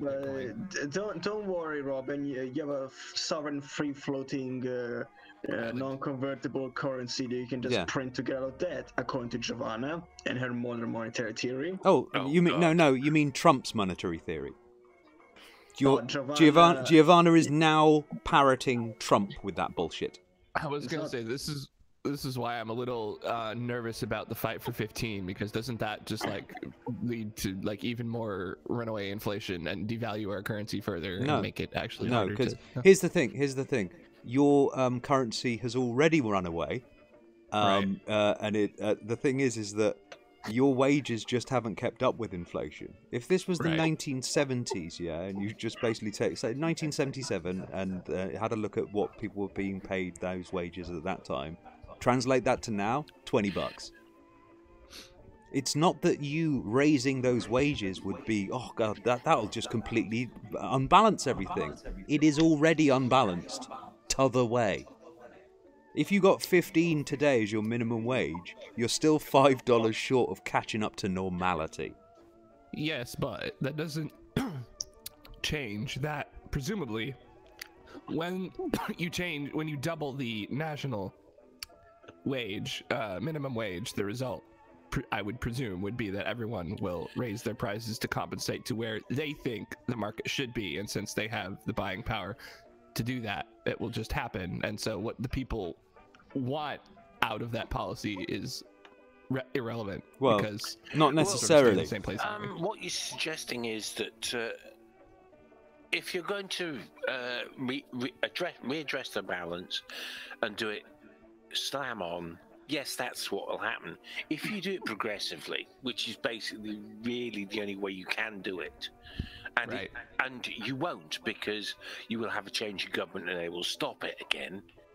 Right. Whereas what you should do is raise it, say, $5 plus 1.5% of whatever, 1.5% above inflation.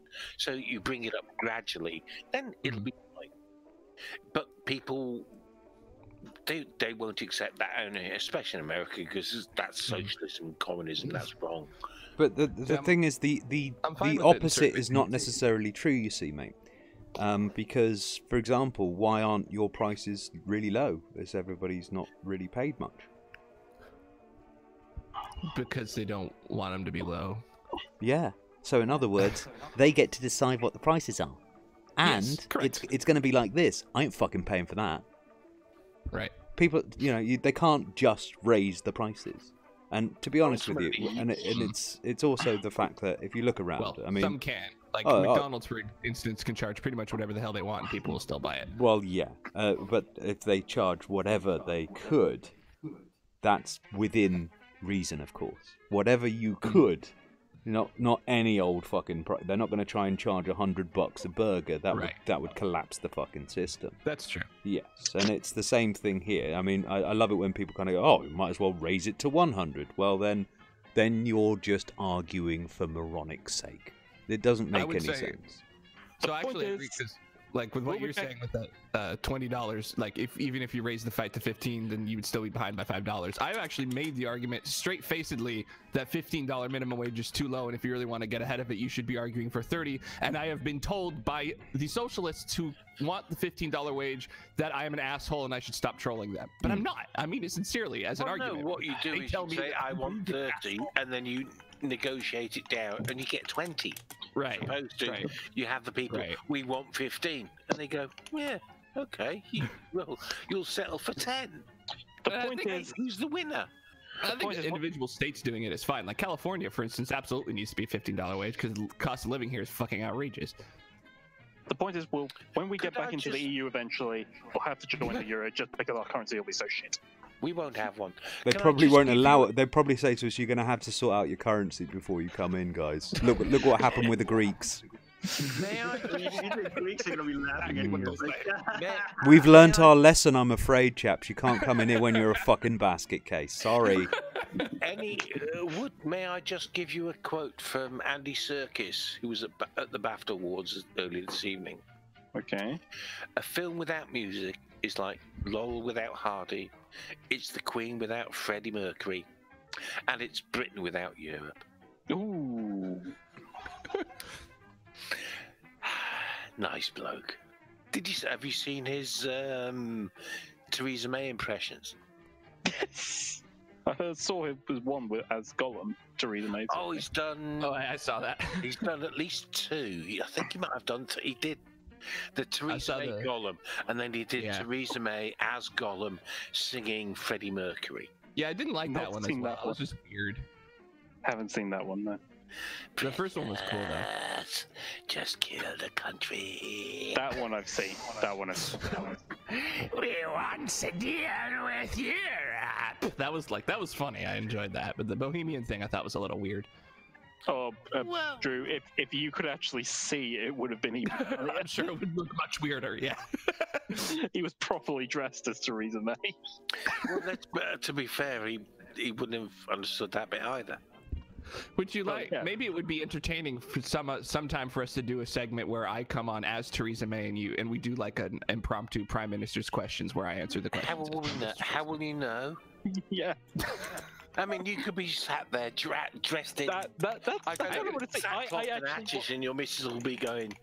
Yeah, you look just like Theresa May, man. You look. No, it's not a visual performance. It's purely the voice. It's purely the voice. Actually, that's what I want to see. I want to see Drew dressed up in drag and what he thinks Theresa May looks like. I have no idea. I'm not opposed to dressing up in drag. I'm just not going to do it. That is my point, though, Drew. I want to see what your impression of Theresa May is like. But I have no idea what she looks like or what she dresses like. But I do know how she sounds, so I can impersonate that. I want you to get an imagination of what she looks like. Theresa May looks a bit like... imagine she's like Hillary Clinton. How you imagine Raquel Welch looks like? I don't even know who that is. You've never heard of Raquel Welch? He probably hasn't. One of America's better actresses from the 1960s. Not familiar with really any actress from the 1960s. Oh, and she had huge bazongas as well. You're old. There, I said it. We were all thinking it, but I see it. Ableist cunt. Pick on me because I'm old. I'll fucking have you bastard. I'll hit you with me Zimmer frame. Oh, ableism. Something social justice warriors love to talk about. I'll poke your eyes out. I thank the honourable gentleman for his comment. I appreciate everything the gentleman has had to say. He's a valued member of the community of California. I do love, like, I saw Theresa May just giving Jeremy Corbyn the business for anti-Semitism, and it's a funny, like, sort of quirk of parliamentary politeness where she could basically, you know, like, and the right honourable gentleman has destroyed the party and will destroy Britain. Like, then why do you think he's right and honourable? If you well, that's a requirement of Parliament. They can't actually accuse anyone of lying in Parliament. Unless you're Dennis Skinner. Oh, no. Oh. No, to be fair, he retracted that comment. It was one of the best insults around. Didn't he say that the right honourable gentleman is lying, to which the speaker said he should reject it? And he said the right honourable gentleman is telling untruths or something like that? No. It was... He said 50% of the lying. 50% of the Tories are liars, and the Speaker of the House basically said, "Please retract that statement." And he said, "Of course, Mr. Speaker, 50% of those Tories over there are not liars." That's loophole. I would recommend looking up on YouTube some of Dennis Skinner's comments, because they are hilarious. The only person I know who walks into Parliament and says "Dodgy Dave." Yeah, I was gonna say Dodgy Dave was such a great insult. What's the equivalent for Theresa? It's been like 18 months plus, and we don't actually it's been a couple of years. We don't have one, and I'm disappointed. What rhymes with Theresa? No, wait, it's not rhyme, is it, son? Theresa May just does it. There's the Maybot, of course. Right, Maybot, yeah. But it's if you can imagine, this. We're not the Sun. There's only the Sun that does this bullshit. We're not all Donald Trumps here. More's the pity. Am I right? You've got what? Am you not? Terrible Theresa. I'm right. No, it's cool. I'm right, That's Robin. basically it, isn't it? It's Theresa. There aren't a great deal of things you can work with. Terrible. That's it. May has more, Mayhem, May Bot.